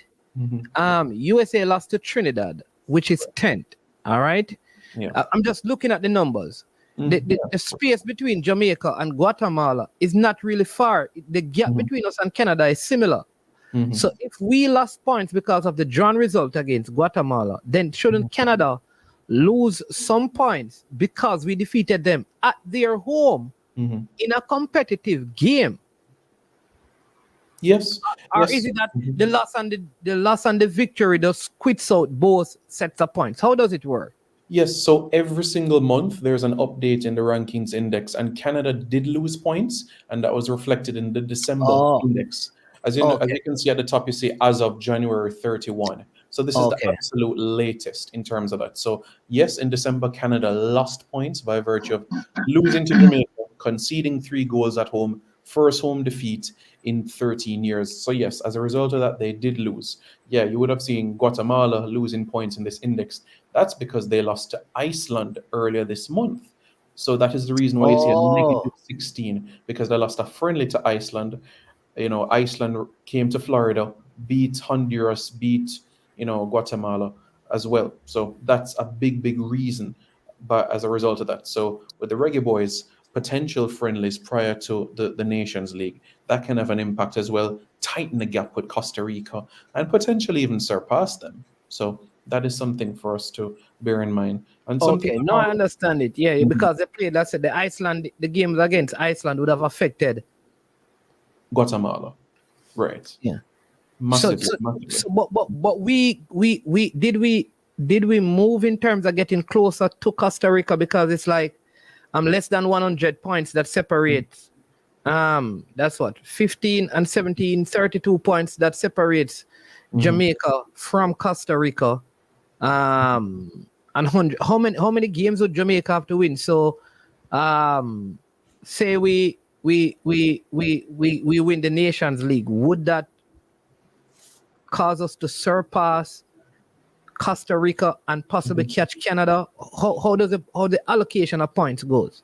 Yes, because you look at the Nations League, you have Mexico, Panama, USA, and Jamaica. 3 of those teams are ranked higher than Jamaica in CONCACAF as it stands. So a victory, either 1 or potentially 2 of those, will be important for Jamaica, because it will potentially move us minimum up into 5th. Costa Rica takes on Honduras in the Copa playoff, but it's not the same. And Trinidad and Canada also play. Yes, Trinidad and Canada also play as well. So it really it depends on the results in those games as well, in relation to where you see points, because the points has that massive role to play in the grand scheme of things, and that will determine things. So as long as those positive results come in, then that will be reflected in due course. Yeah, so Andres, sorry. Thought you were finished. Go ahead. Yeah, so as I've often said, what you do in the past affects the present and the future as well, because these can also affect seedings for the next Nations League campaign come September. So that is why it's extremely important, because if Jamaica can put themselves in the top 4, that means that we would not play in the group stage for the next cycle. Okay, all right. So somebody's asking, if we lose to Trinidad in the friendlies, will it affect our points? Yes, it would affect our points, but me and us, we like to look positive. But yes, to answer that question, it would have a huge impact on that in relation so even to how though many. It's an unofficial window, is it an official? What would make it not matter? Like, I think like some of these games, it should not matter. If it's against Martinique, Guadeloupe, Saint Martin, then it wouldn't matter because they're not FIFA members. Oh. They're only CONCACAF members. Oh, so once you play a FIFA member, it doesn't matter the context. It will. And if it's a non-FIFA member, then you don't gain or lose any. Once it's a non-FIFA member, French Guiana, Martinique, Guadeloupe. Okay. Yeah. But I think, Simon, isn't it that, like, for example, the difference between we have say Costa Rica. We have Costa Rica to play? No. Say the difference is it Panama? Now I was saying the difference between, like, say the team that we're going to play, right? So the team that we're going to play, the difference between USA is our next game. USA. So USA and Jamaica, the difference between both rankings and the probability of a US victory. So the probability of a US victory, so what Jamaica's points is currently, say Jamaica beats the US. We now multiply, we would necessarily have, we have our points plus the weighting multiply against the probability of a US victory. So US loses, like say US victory is the probability of US beating us because of the strength in the team would be say 50 say the probability is 55%. It probably be more because of the strength of US. So 65%. So the probability of US beating us is 65% then, Simon. And we would have came out victorious. So now you're saying the points that we have would be that points plus the weighting. I think the weighting is probably 25 multiply against the 58% probability, like the 58% probability that USA would have won, 65% probability that USA would have won, and then that is our final rating points after that fixture. So how the CONCACAF index does it is a different metric from the FIFA rankings. The CONCACAF competitions committee haven't revealed publicly how they do the calculations, but what you have mentioned, that is correct for the FIFA rankings. For CONCACAF index, it's not necessarily the same, and they have not unveiled that to the public. Their specific breakdowns. So that is the reason. Oh no, sorry. That is the reason why you find, for example, Jamaica might be ranked higher than, for example, Costa Rica in FIFA rankings, but in CONCACAF it's different. So you'll find that where you have in the FIFA rankings, Jamaica might be higher than this team, but in CONCACAF it's not the same. You know, that's what I wanted to ask, if that is possible. Could I be number one in CONCACAF, but USA and Panama are ahead of me in is that possible? Yes, it is possible. And we've seen that when we enter the last Nations League cycle, when we took on Honduras, Grenada, etc., we were 7th in CONCACAF and Haiti was 6th. But Jamaica ranked higher than Haiti in the FIFA rankings. That was, shortly after the Gold Cup, just so that you are aware of those things, just to give a bit of clarity. So it just goes to show how different CONCACAF is from, that sort of index. I'll just give one more example in terms of from the women's standpoint. In the FIFA rankings for women, Mexico is ranked higher than Jamaica. But in CONCACAF, you find that Jamaica, the Reggae Girlz, are ranked higher than Mexico. Just a straightforward example. Yeah, but how is Mexico ranked higher than us in CONCACAF, in FIFA, when we went to the World Cup? Because, as you know, there was a period of inactivity for our women's national team for some time. So all of those quality points we lost. But when we got the ball rolling in 2014 with Maron Gordon, Hugh Menzies, that's when we started to allocate those points. So there was a huge gap already. And Mexico was a team already qualifying for international tournaments on the women's side. Question though, Simon. For the CONCACAF rankings, when we play teams that are not in CONCACAF, it adds to the points? It can have an impact, yes, in terms of the weight. It's different from a CONCACAF team that you'd be playing against. So if we play, say for example, Brazil, say we play Brazil, and it you're saying it impacts us in terms of our CONCACAF rating and also the FIFA rating, but the CONCACAF rating is calculated differently than the FIFA one. But my thinking is that if it is that it is going to impact us, why is it that they don't have a uniform way to calculate the rankings? The Concacaf ranking index was set up separate from FIFA, and it was explained in 2018. It's for seedings for Concacaf specific tournaments. So that's the reason that it's separate and apart from FIFA. Not trying to be separate, but just to have a uniform way of how Concacaf tournaments are, Nations League, Gold Cup, etc., to be a bit more aligned Yeah. with pots and which pot Jamaica should be in for World Cup qualifying, etc. So that's the ultimate reason. Because I find it so strange because if we were to go back to the CONCACAF semifinal, it was USA who was seeded, Mexico was seeded, Panama was seeded. You talking Gold Cup? No man, for the Nations League. Oh, for Nations League. For the one that we're in now. Right.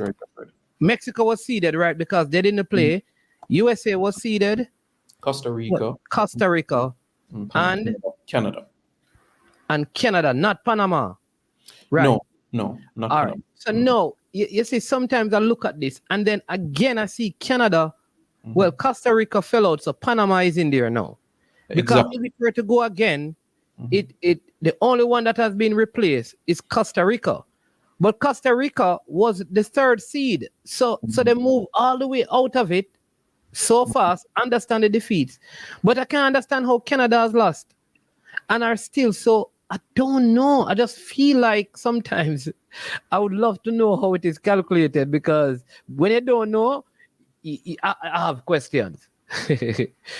But as Andre is saying, the number of points gained or lost in a match depends on the following factors: the actual result of the game and the expected result of the game. It says the importance of the match, K, the number of points added to the ranking is calculated with the following formula. P equals K, what is that? Don't know, to the what? CC, you're muted. R minus E, open and close bracket. Simon, you know how to do that math? No, I guess he's saying the match equal K multiplied by R, which is R is the ranking, minus E, which is the expected result.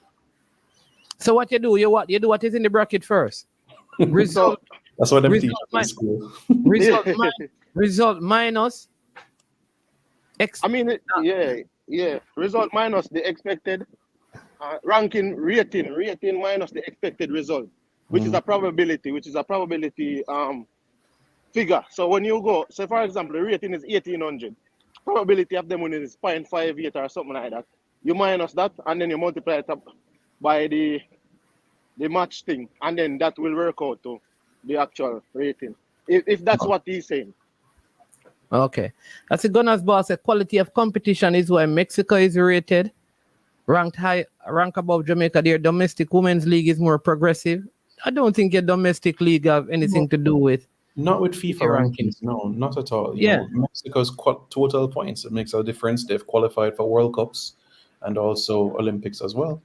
Yeah, but what I want to ask you, Simon, is it the same way or they do the UEFA and the UEFA and the other federations, as in their rankings you can be higher ranked in UEFA, but you're lower ranked in FIFA?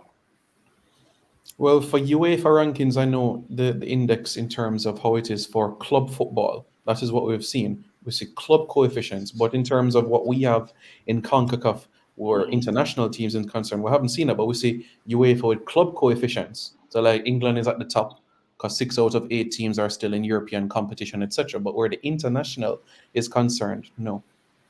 Oh, because I was thinking even you're saying for the international UEFA, they don't do it, or they just do it for the club one. No, I think Simon explained it.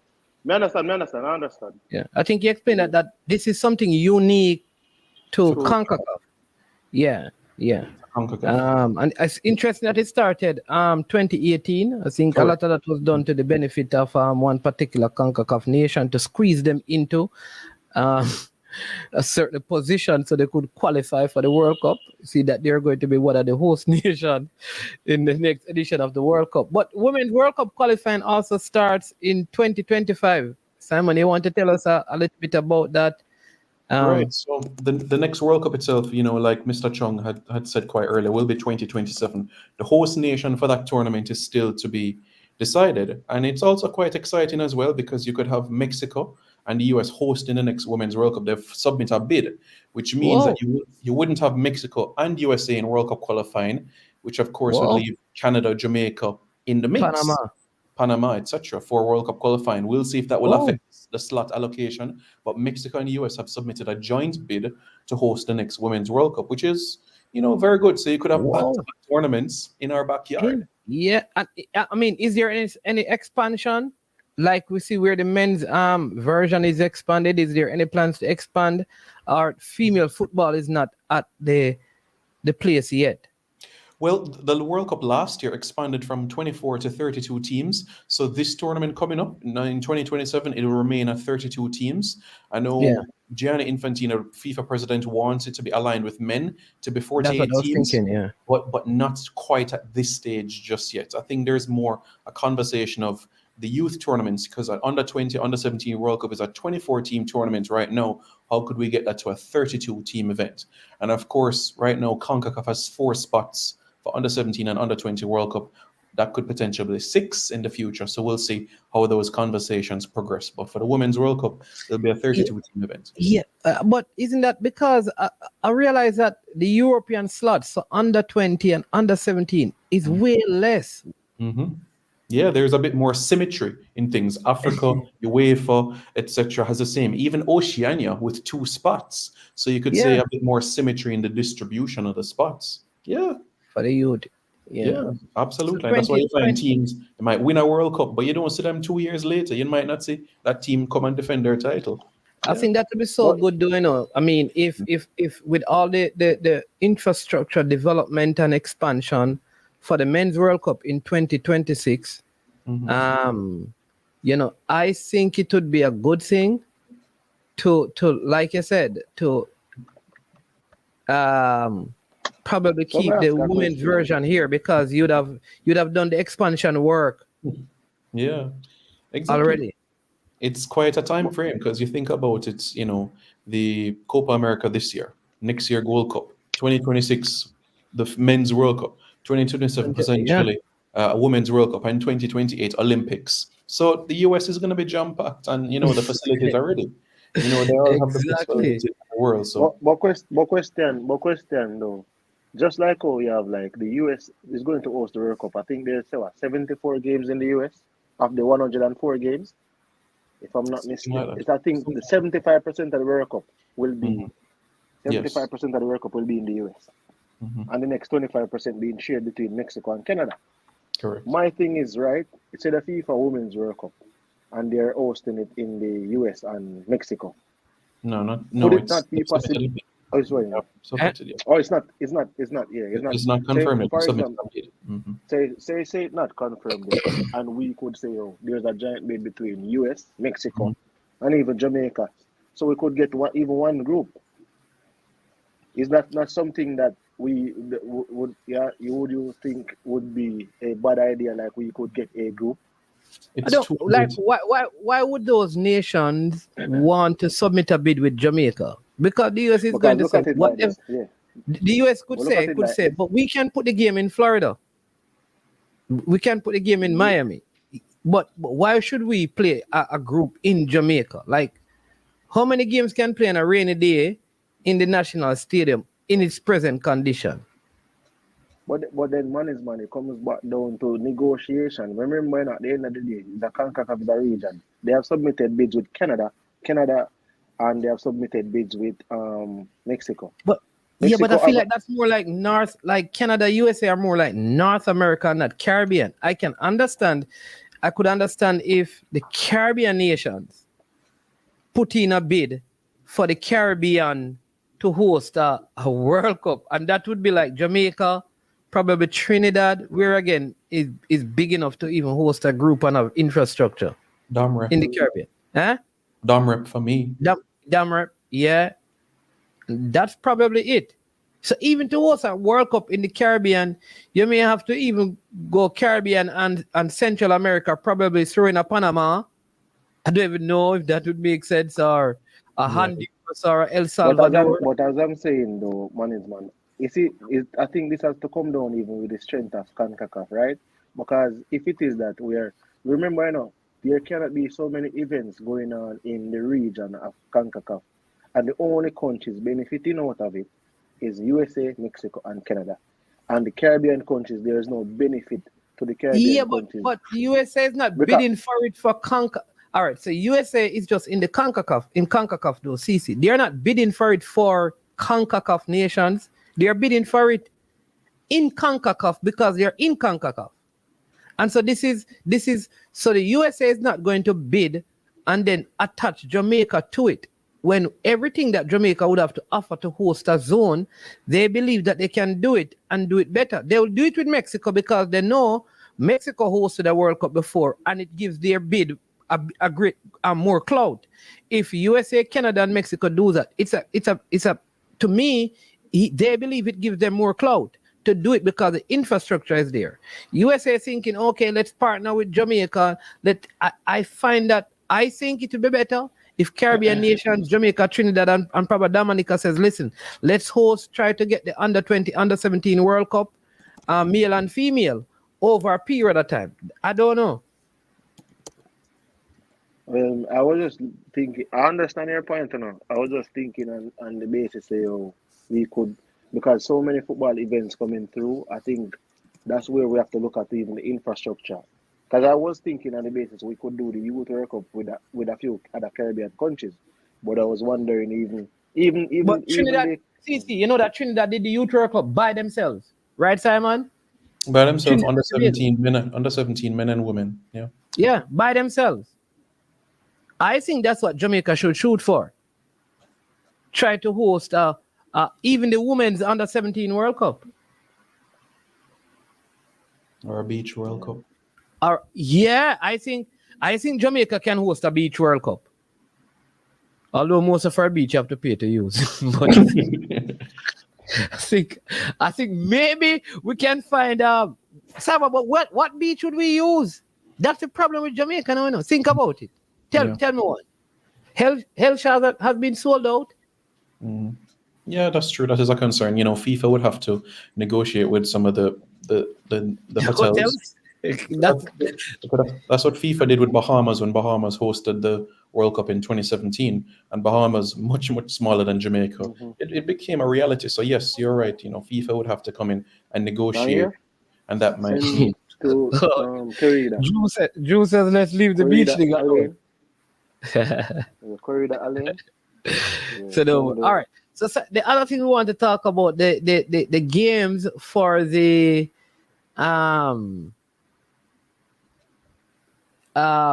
let me just stop sharing this and just bring it up for the under 20 tournament. So many people, I had to clarify yesterday because many people were questioning what kind of under 20 team that was called up. So I had to tell them that it was not the under 20 team.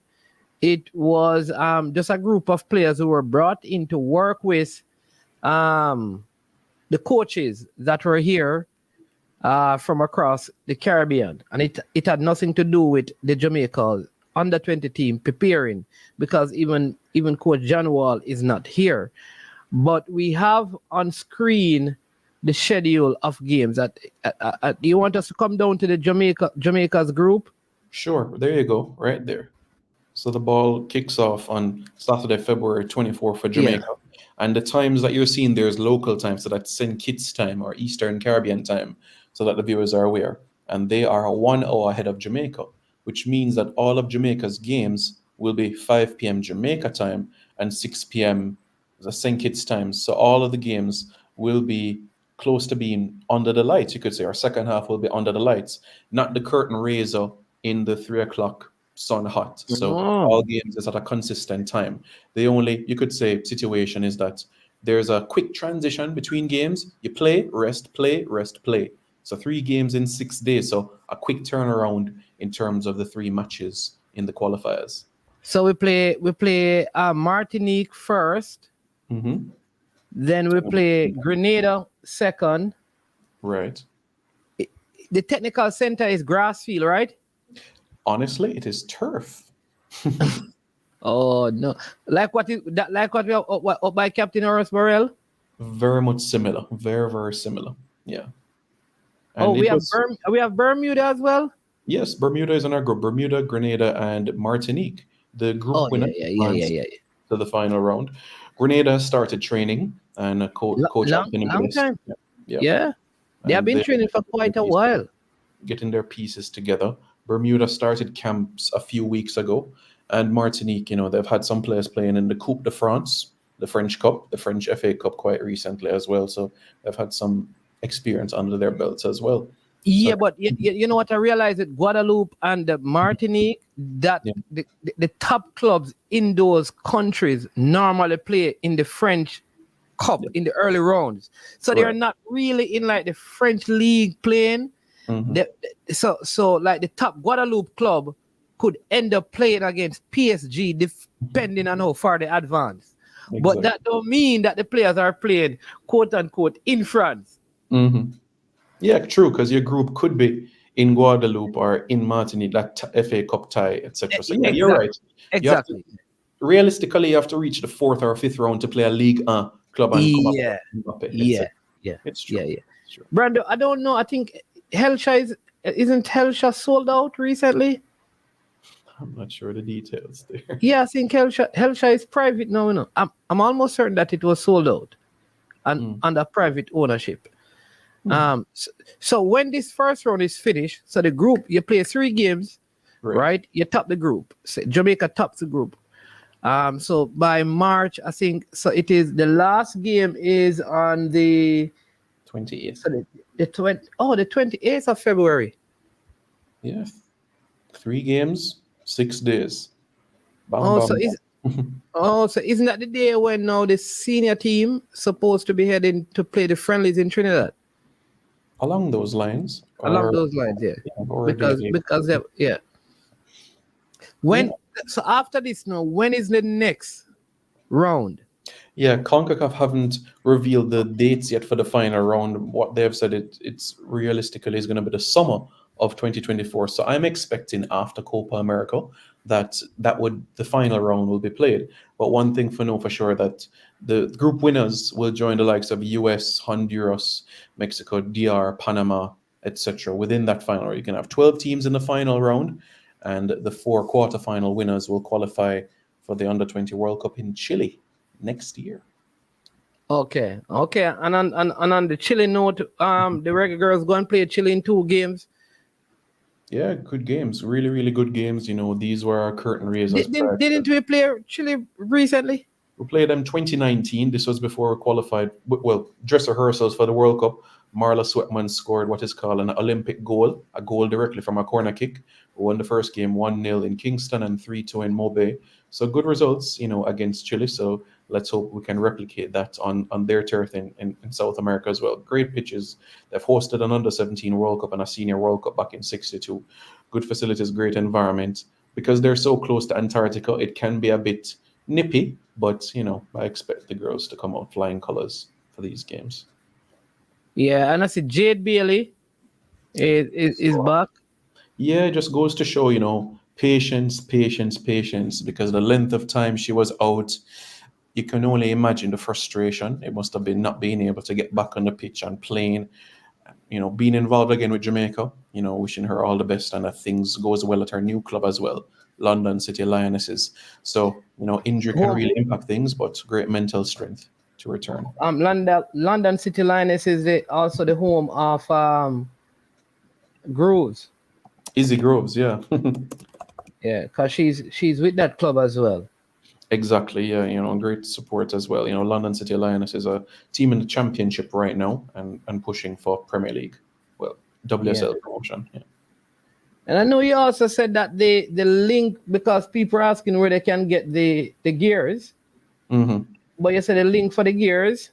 Yes, so on Tuesday. Actually on the JFF, go ahead. Mm-hmm. Yeah, you're absolutely correct. It was actually on Tuesday that you would have seen the collab post with Adidas and also JFF Football. The information was revealed in that, and also within the media release as well in relation to the original football collection. So persons can get more information on JFF football on Instagram and Adidas football as well. I'm sure many are happy to see those gear and people are excited, and I think it looks like something you could wear anywhere. You're going on the road, you're going to anything casual. I think it's something that people would appreciate, and a great opportunity as well to grow your patriotism and also reflect something authentic of the Jamaican brand. So great work to the admin of the JFF and also Mahler and Gilbert Roberts for continuous on this project as well. Yeah. On this team there, I think she's new. Simon Lachante Paul plays at Burnley FC. She was actually called up for the last set of games against the Panama home game that we drew 1-1, and against Guatemala where we drew as well in that game in particular. So she was called up to the last camp as well. But yes, she's somebody with tremendous potential. I remember from her time at Arsenal. She was at Leicester when she was called up for Jamaica, but now she's at Burnley. So yeah, 21 years old, 5'6" forward, and a great deal of experience from her youth days at Arsenal as well. So I do think she and Melissa Johnson can really provide that venom up front. So really looking forward to it in terms of seeing what they'll have in store. Yeah, sound like some good news. Absolutely. Good news. Looking forward. I think the fact that the window is being used is a good opportunity to just keep, female football at the forefront of the people's mind. I think that is important. Yeah, and these friendlies are extremely critical because we have another year and a half to go before World Cup qualifying. So by maximizing these FIFA windows, it helps to develop that synergy and chemistry, ahead of those qualifiers come next year when the ball rolling in a competitive sense. So, it's a great opportunity, and being able to have 2 games under their belt against a South American opposition, it bodes well. And let's just hope that for future FIFA windows, you have that in terms of growing and building the momentum for the future camps. All right. Simon, I have to take a comment, right? Okay. I don't know. I almost fell out of my chair. Okay, no problem. So let me just bring up this comment. People, if I could, where's the whistle? If when people are talking things that don't make any sense, we normally have the whistle. This comment now, I don't understand this comment. I thought Manning's man went to Manning's. Oh wow. I don't know what am I supposed to do, people? Somebody tell me what I'm supposed to do. Well, you can give us. Let's do what is the deal on Manning's man? What is the deal on Manning's man? I don't know what to say. You thought after all these years of watching my channel, you thought I went to Manning's? Yeah. I don't. You thought. You thought. Yeah, I get comments. People thought I went to Campion as well. I get that all the time. I went to Hillel like Simon.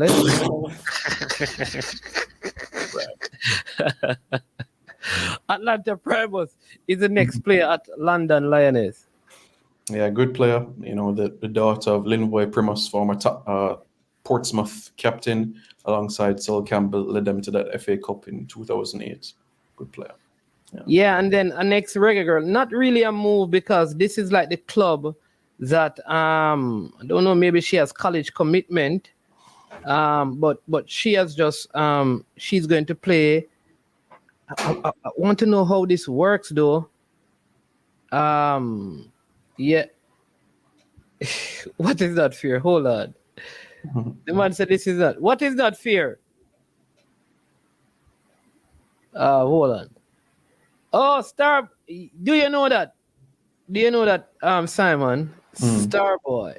Starboy, right? He's from Westmoreland? Yes, I was aware of that. Yeah, okay. All right. So, Women League, USLW. The team is Richmond Strikers, right? Cameron Simmons,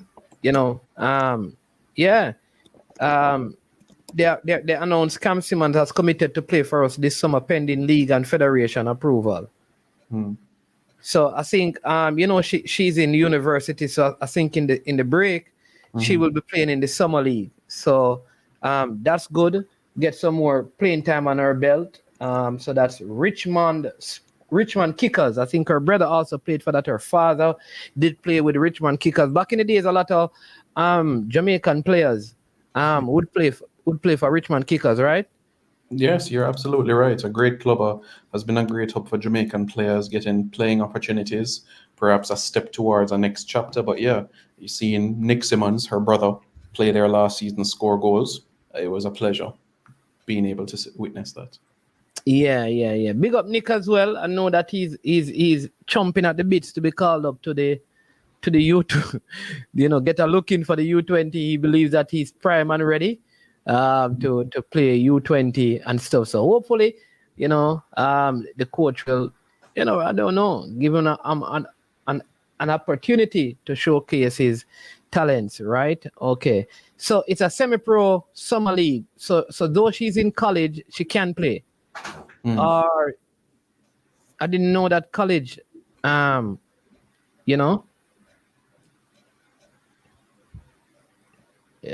I don't know. But yeah, so let's see. Somebody says Whisper is in the lineup for Chelsea Academy right now versus West Ham United. That's under 21, I believe, because he played in an under 20 game recently, an under 18. Under 18, yeah, against Crystal Palace. He came on late in that one. Correct, yeah, came on late. Yeah. So maybe just finding his footing, which is very good, because the truth is, Simon, so many of the reggae boys, I mean, both those who play U20s and senior have really been playing well. If you look at Leon Bailey to Ethan Pinnock to Amari, Casey Palmer, Bobby has been doing well. Daniel is still doing his thing. Dexter has been doing well now over in the Scottish League. Yeah. Not sure. I haven't been seeing a lot of Kanaya, Boyce Clark. Lutz is now the captain of Coventry. Yeah. City. Yeah, so many of them stamping their class and authority, going deep in competitions, FA Cup. We have Leon Bailey and Antonio still to come in their European competitions, Europa League and Conference League. Last 16. So a few wins away from a trophy. Yeah. Oh, Primus is at Southampton now. Correct. Okay. Yeah, so it's a good look. And we look forward to seeing these performances. We're still in second week of February. Yeah, and we just hope the consistency continues going into March as well. Yeah. The only issue, because I was watching Vancouver, but I didn't see Javian in the Champions League. Yeah. They played the Concacaf Champions League. They played against Tigres. Yeah. I didn't see him, so I'm not sure. If it is because it is preseason and stuff, why? Because he's not really a starter in that team. He came on in the second half. Granted, it was 5 minutes, but still getting his foot wet for this campaign. A 1-1 draw, and Cavalier will get into action as soon against FC Cincinnati, the 22nd. Yeah, I think Alvas probably still there. Correct. So they should be coming up against him. One thing, and I know MLS starts in March, so those guys, won't have a lot of games on the belt except for the preseason. So a lot of the guys, Corey Burke is back from injury, and doing well in preseason. So that is some good stuff happening in terms of the football, and yeah, it's a blessing. It really is. So the guys in MLS, they start in the groove soon. Players in England already within a little bit of rhythm of things as well. And of course the domestic league, the JPL, ongoing, making strides as well, being able to add more data analytics to its atmosphere as well. So yes, big step forward. MLS starts in February. February. Yeah, but I guess some players don't have game until in March. Yes, based on how the season is structured. Inter Miami and RSL starts the season on the 21st, but not all teams play. Because I know I spoke to a couple of players and they said, But it could be Kevin Lambert on the opening day. against. Yeah, because he's at Real Salt Lake. Mhm. Yeah. Nice to see that. Yeah. Very exciting.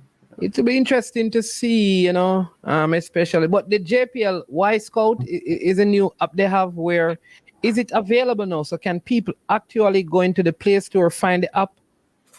Well, not Or the deal has. Mhm. Okay. It'll be more so the PFJL and the clubs, so they will get access to a username and password, so that the clubs, the coaching staff, the technical staff can say, all right, Manningsman, this game, you had 86% in terms of passing, you had 90% in terms of this, you ran 95 miles. Okay. So, You know what? I need to, because all this time I thought like the stats would be available, because sometimes when we're doing the show on the JPL, right. we're not able to give like the full stats because you don't have anywhere where you can see that. It would be good to have something that is available to the public though, that you can see who is averaging the most assists, who has the most interceptions and stuff like that. For sure. I do think at some point having a conversation with Owen Hill and also John as well, John, to be able to break this down a bit further, it will be beneficial. Maybe next week or so, because those two are critical in getting this. It's momentous day as well. Yeah. So we are going to, because we have the JPL show that comes up.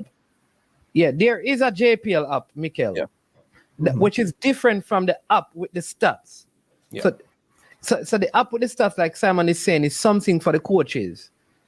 And I like, so we'll be having Owen.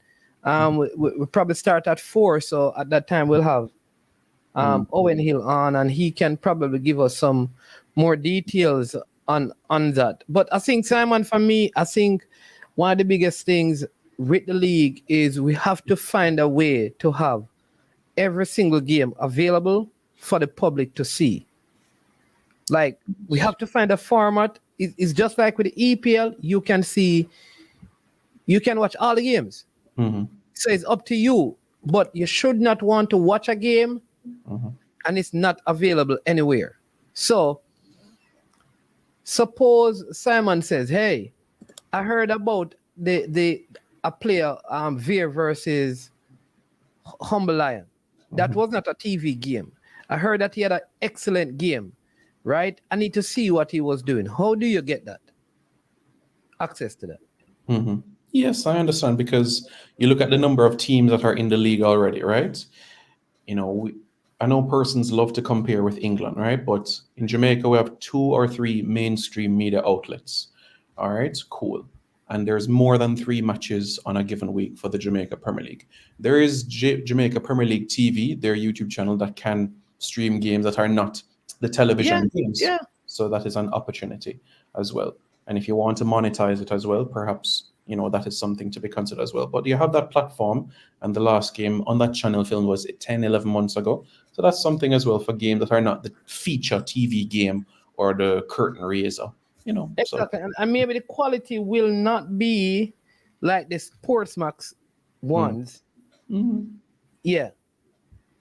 So I think that is something that we can look at doing, having every single game for the season available at some point. So I can like one I think we were saying that, how do you nominate a goal for the season if you don't have all the goals recorded? Yep, that's the thing. And that has been a conversation even from schoolboy football. You hear that a man scored a goal over West, but that game wasn't televised. So it's basically a summary of the goals of games that have been televised. Yeah. Because for me, I've been to games where I've seen Jamoy Topi score from half line against, when he was at Camperdown, but that wasn't top 10 because it wasn't a game televised. So yeah, it allows to ensure that nothing falls through the cracks moving forward. I see Mario Russell asking, an under 19, what's your say? I think under 17 would be better, and I know they have plans that all teams in the JPL, I don't know, because this season is basically done. You have like 9 to 8 games and then the playoffs. So I suspect the next edition of the JPL, I think the teams are going to have an under 17 team. I don't think I think once you're under 19, you should be playing. The limitation of the talent pool in Jamaica means if you're good at 19 or 18, you should be playing in a JPL team.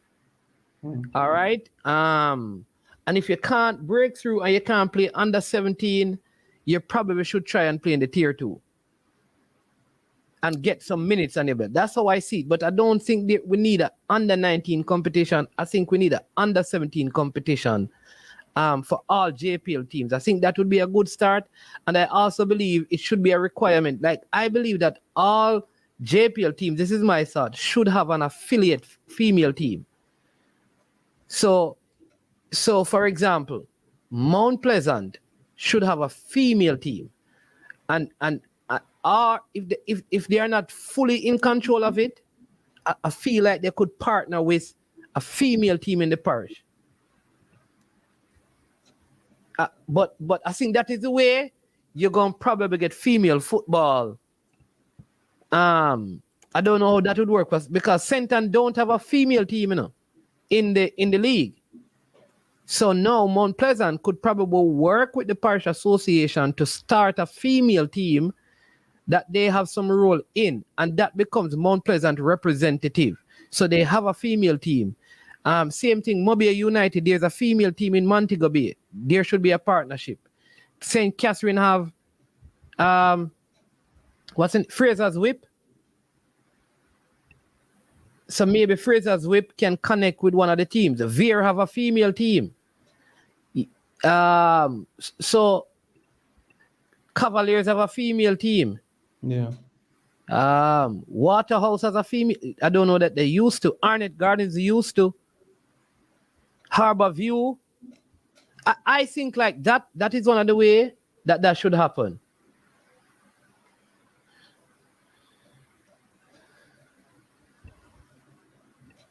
No, we're not forcing you. No, DW.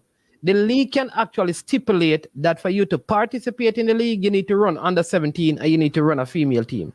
That is not forcing you. That could be a league requirement. It's not forcing you. If all the JPL has to say, for you to participate in the JPL, you need to run an under 17 program and you need a female team. That is how you participate in our competition. I think it could work. But Simon, my brother, always, I mean, good to have you on, The camp was finished as well. Heard that it was another good camp by Coach Al Grimson and staff. Yeah. Yes, it was a really good camp, very helpful. Wednesday, Thursday this week at the Captain Horsburgh Center of Excellence, very, very, encouraging. So, the domestic players, are, working along well with the coaching staff. So that's very good. And into next week now, there are plans for a practice game. The domestic squad against Montego Bay United, and that would be on the public holiday, which is Ash Wednesday. So we'll wait further details on that, but it's still. I thought it was going to be Mount Pleasant, man. Well, it's a public holiday, so the people can come out. Oh, that is going to be at Westport Park. Or maybe I have to find that information. Yeah, it would be nice to play it at Catherine Hall. Yeah. But I guess you'd have to pay to rent it and all of those crazy things, which is a little friendly game, yeah. Yeah. Yes, but exciting, really, really exciting. And, using the month of February, it's amazing. The second week now and, more into the domestic-based players and preparation. Coach Halgrimson in terms of the methodical side of things and the eye for details. So it's going very well, very, very well. Yeah, man. Yeah. Yes, Simon. Listen, man, as usual, I want to say big thank you to you for coming on, helping us to better understand the Concacaf ranking, how it differs from the FIFA ranking. Thank you. Thank you for having me. Brian says, did you consider that it will also be Valentine's Day? Ash Wednesday. I didn't even think about that, to be honest with you. That was like the last thing in my brain. Oh. You can know the single people, they don't think about Valentine's, but you understand me? People are married, have to remember those. That's why Brian is newly married, so he has to remember Valentine's Day. Okay. You have to sleep in the doghouse. Brian, you should love your partner every day, not one day for the year. Yeah. But Brian, listen, I want to show you something because I've been asking for you and Demo before I close the show. Just a video and they give me a thought. Simon, Andre is asking, was the two U20 games in TNT useful? I know you were not there, but yeah, what are your thoughts on them? Yeah, well, actually, it was 3 games. You know, we had against Trinidad twice, one against Police. So you would have to say it would have been useful because the same structure in terms of how it will be in St. Kitts was how it was planned out, where you play, you have a rest day, you play. So it was similar in that sense, getting the players in line with walking out at being punctual onto the pitch and a warm-up times and everything like that. So extremely important and a great dress rehearsal for St. Kitts, getting into that routine, play, meetings, training, mealtime, all of that jazz. Okay, there you go. All right, so maybe you can just give me your input on this, Simon. So, and Brian, because you're a cricketing person, I think this is not out. All right, have you seen this? Let me make sure I get to it. All right, so look at this.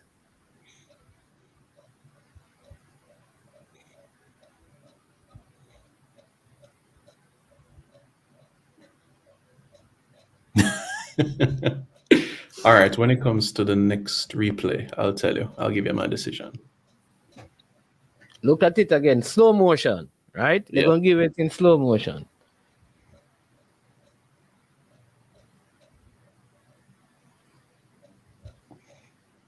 Okay.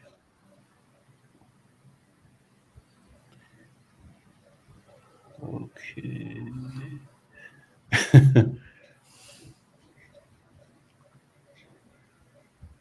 All right, your decision was not out, right?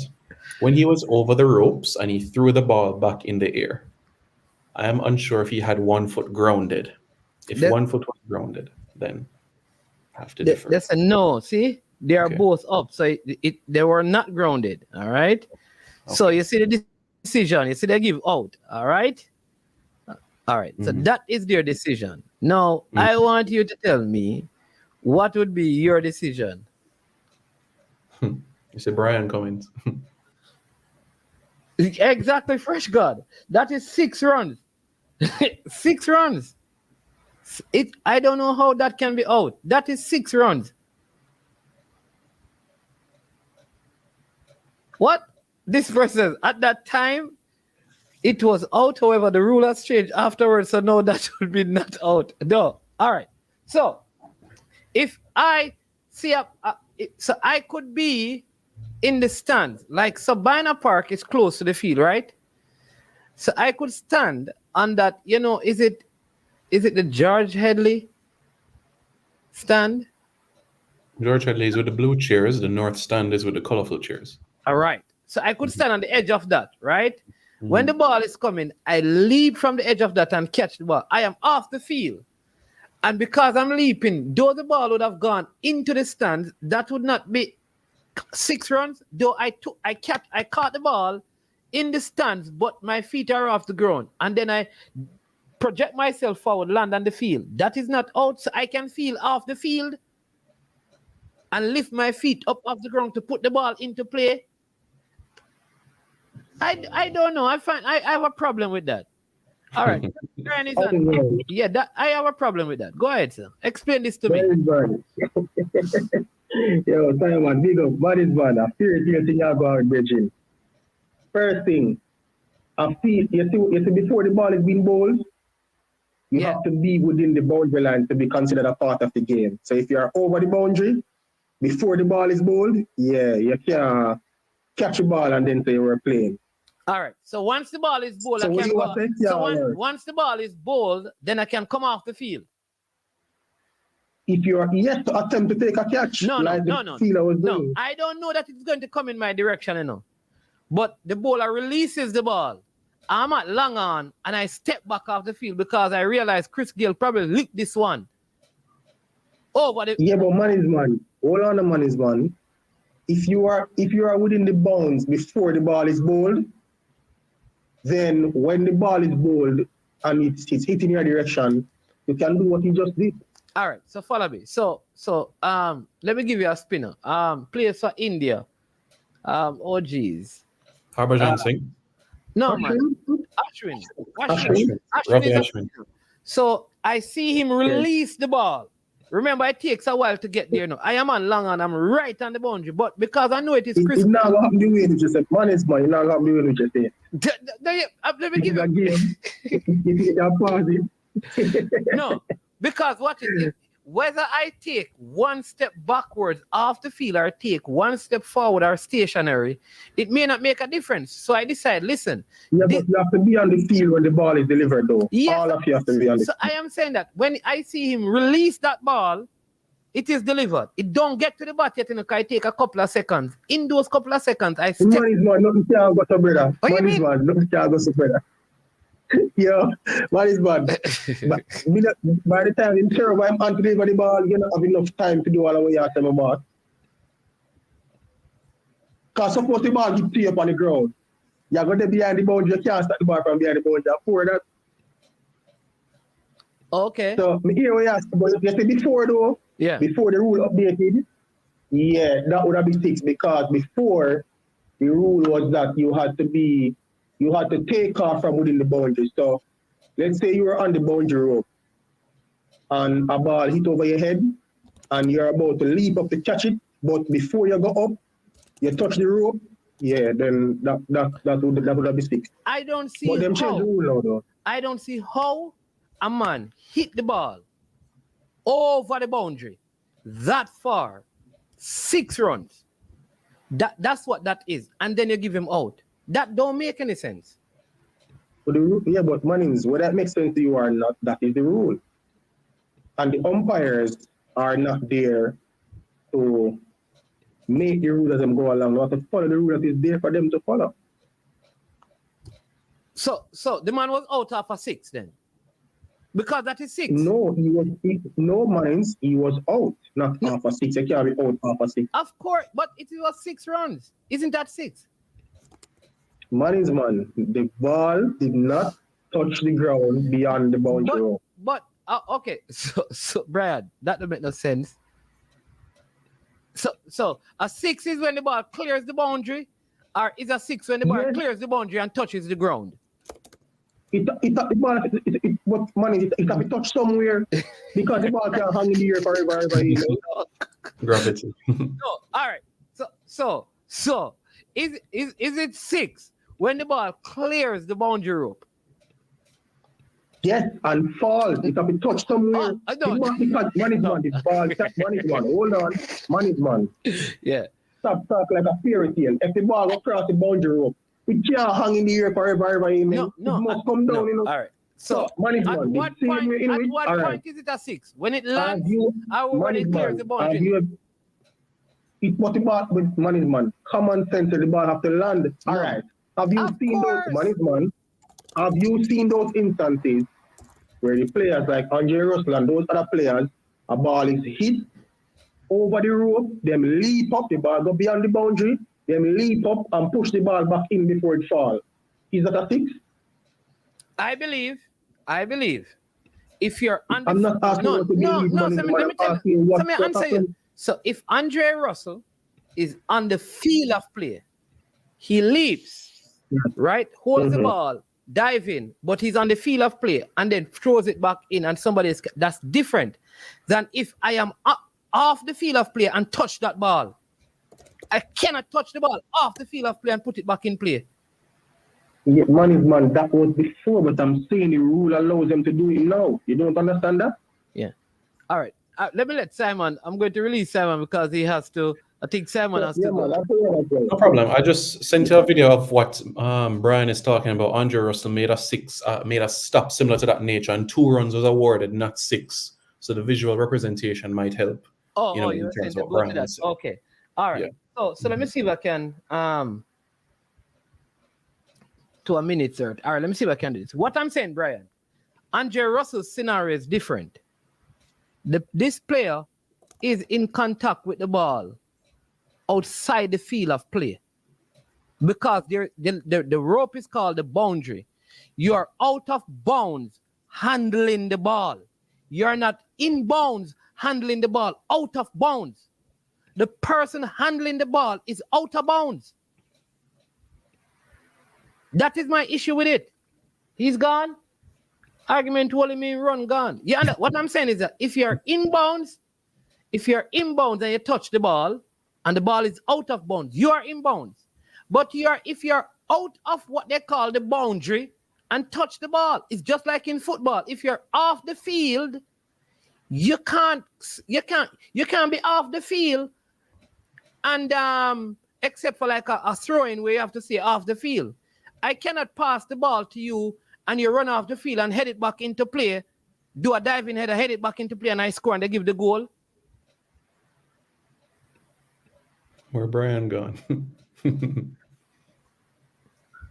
Yes, Brian, how can I be wrong? I need somebody. Let me just play the video Simon said. I don't understand how a person can be out of bounds, come in contact with the ball, out of bounds, and that is still viewed as a legal play. Then what is the sense of a boundary? Mm. That is my issue. What is the sense of a boundary? Let's go to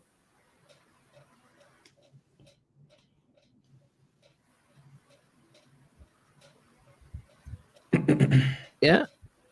Let's see. Let's go here to a minute 30. Yeah. Darren Bravo trying to hit a boundary. What Andre Russell does. This was CPL 2014. Whoa, 10 years ago. Time flies, man. All right, let's go from here. Let's see if we can do this. Oh, you were seeing it? No, not yet. All right, so let's go. Let's see if we can go here. Here. So and then you can break this down for us. I think this is Yeah, so this is all right. So Queen's Park 30. Right here. All right, let's go back to a minute. Let's go back to a minute 30. Look, there we go. He's in bounds. So he again, look at it. Even though the ball is out of bounds, what I'm saying that is that the player is out of bounds, touching the ball. I get you. Mm-hmm. So that is my Brian. That is my issue. So, Yeah, I get you because you can go back to Romario Williams' goal against Grenada in the Nations League. It went over the line. It might not have bounced over the line, but it went over the line. So like in cricket, if the ball surpasses the ropes, does it have to hit somewhere? Or once it's over, it's over, So I get what you're trying to say. I understand what you're trying to say. And what I am saying is that if the player is inbound and come in contact with the ball, because I could be standing at the boundary, stretch my hands out, and I hold on to the ball and bring it in. But I am inbounds doing that. The issue I have is that if I touch the ball when I'm out of bounds, the ball is out of bounds. Because I cannot be off the field. I cannot say, all right.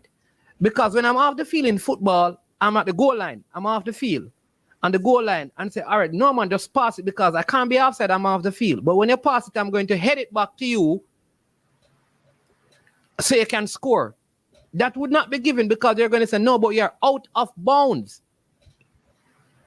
And the ball touch you.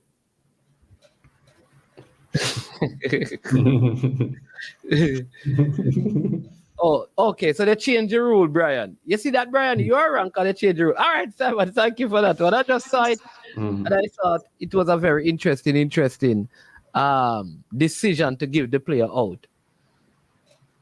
Yeah, man.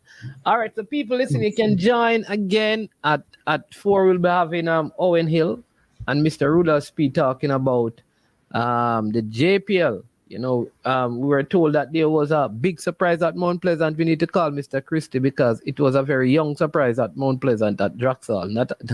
Not a big Franco Celestine who played for them and stuff. So we're going to call him for him to come and talk to us on that matter. But I want to thank every one of you for joining and watching at this time. I am sure sports. Thanks to Cranky who called in, to CC who joined, to Brian who called in. Thanks for all the input, all the text messages. Thanks to all the persons. You say he needs to go in the sin bin. These people, you follow these comments. To every one of you who liked the video, to those who maybe a subscribe for the first time, those who made a donation towards our Super Friday. Thank you so much. And if you didn't, because you're at work and you're busy, when we come back later for an hour to do the JPL show, you can do that. But I am Manning's man. Over there is the man that has all historic facts on Jamaican football locked in one place. It is in that fist-sized cranium of his. His name is Simon. All right. So thank you so much, my brother. We'll be Simon, the people want me to ask you, because I tell them that I can't answer them. They want me to ask you if because they said that you had a contract and your contract run out.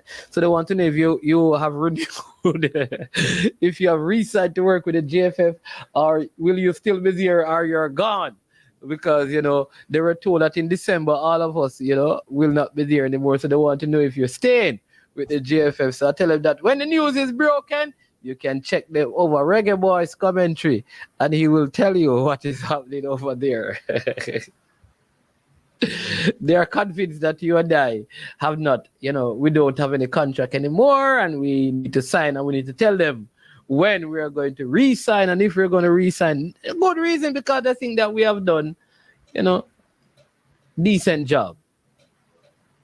Simon is a good youth, but why him support Man U? Yeah. All right, DW, bless up yourself. Simon, blessings to you every time. All right, yeah, man. Lots of respect. All right, people. So there you go. That is the show where this is concerned for today. We come back in probably an hour and a half, just for 1 hour, to go through the JPL news and information out there with Owen Hill, Rudolph Speed. Also going to have Mr. Paul Christie from Mount Pleasant. So join us at that time. I am Manning's man. This has been I Am Sure Sports. And as usual, when it gets to this point in the show, we say we are over and we are OUT out of here.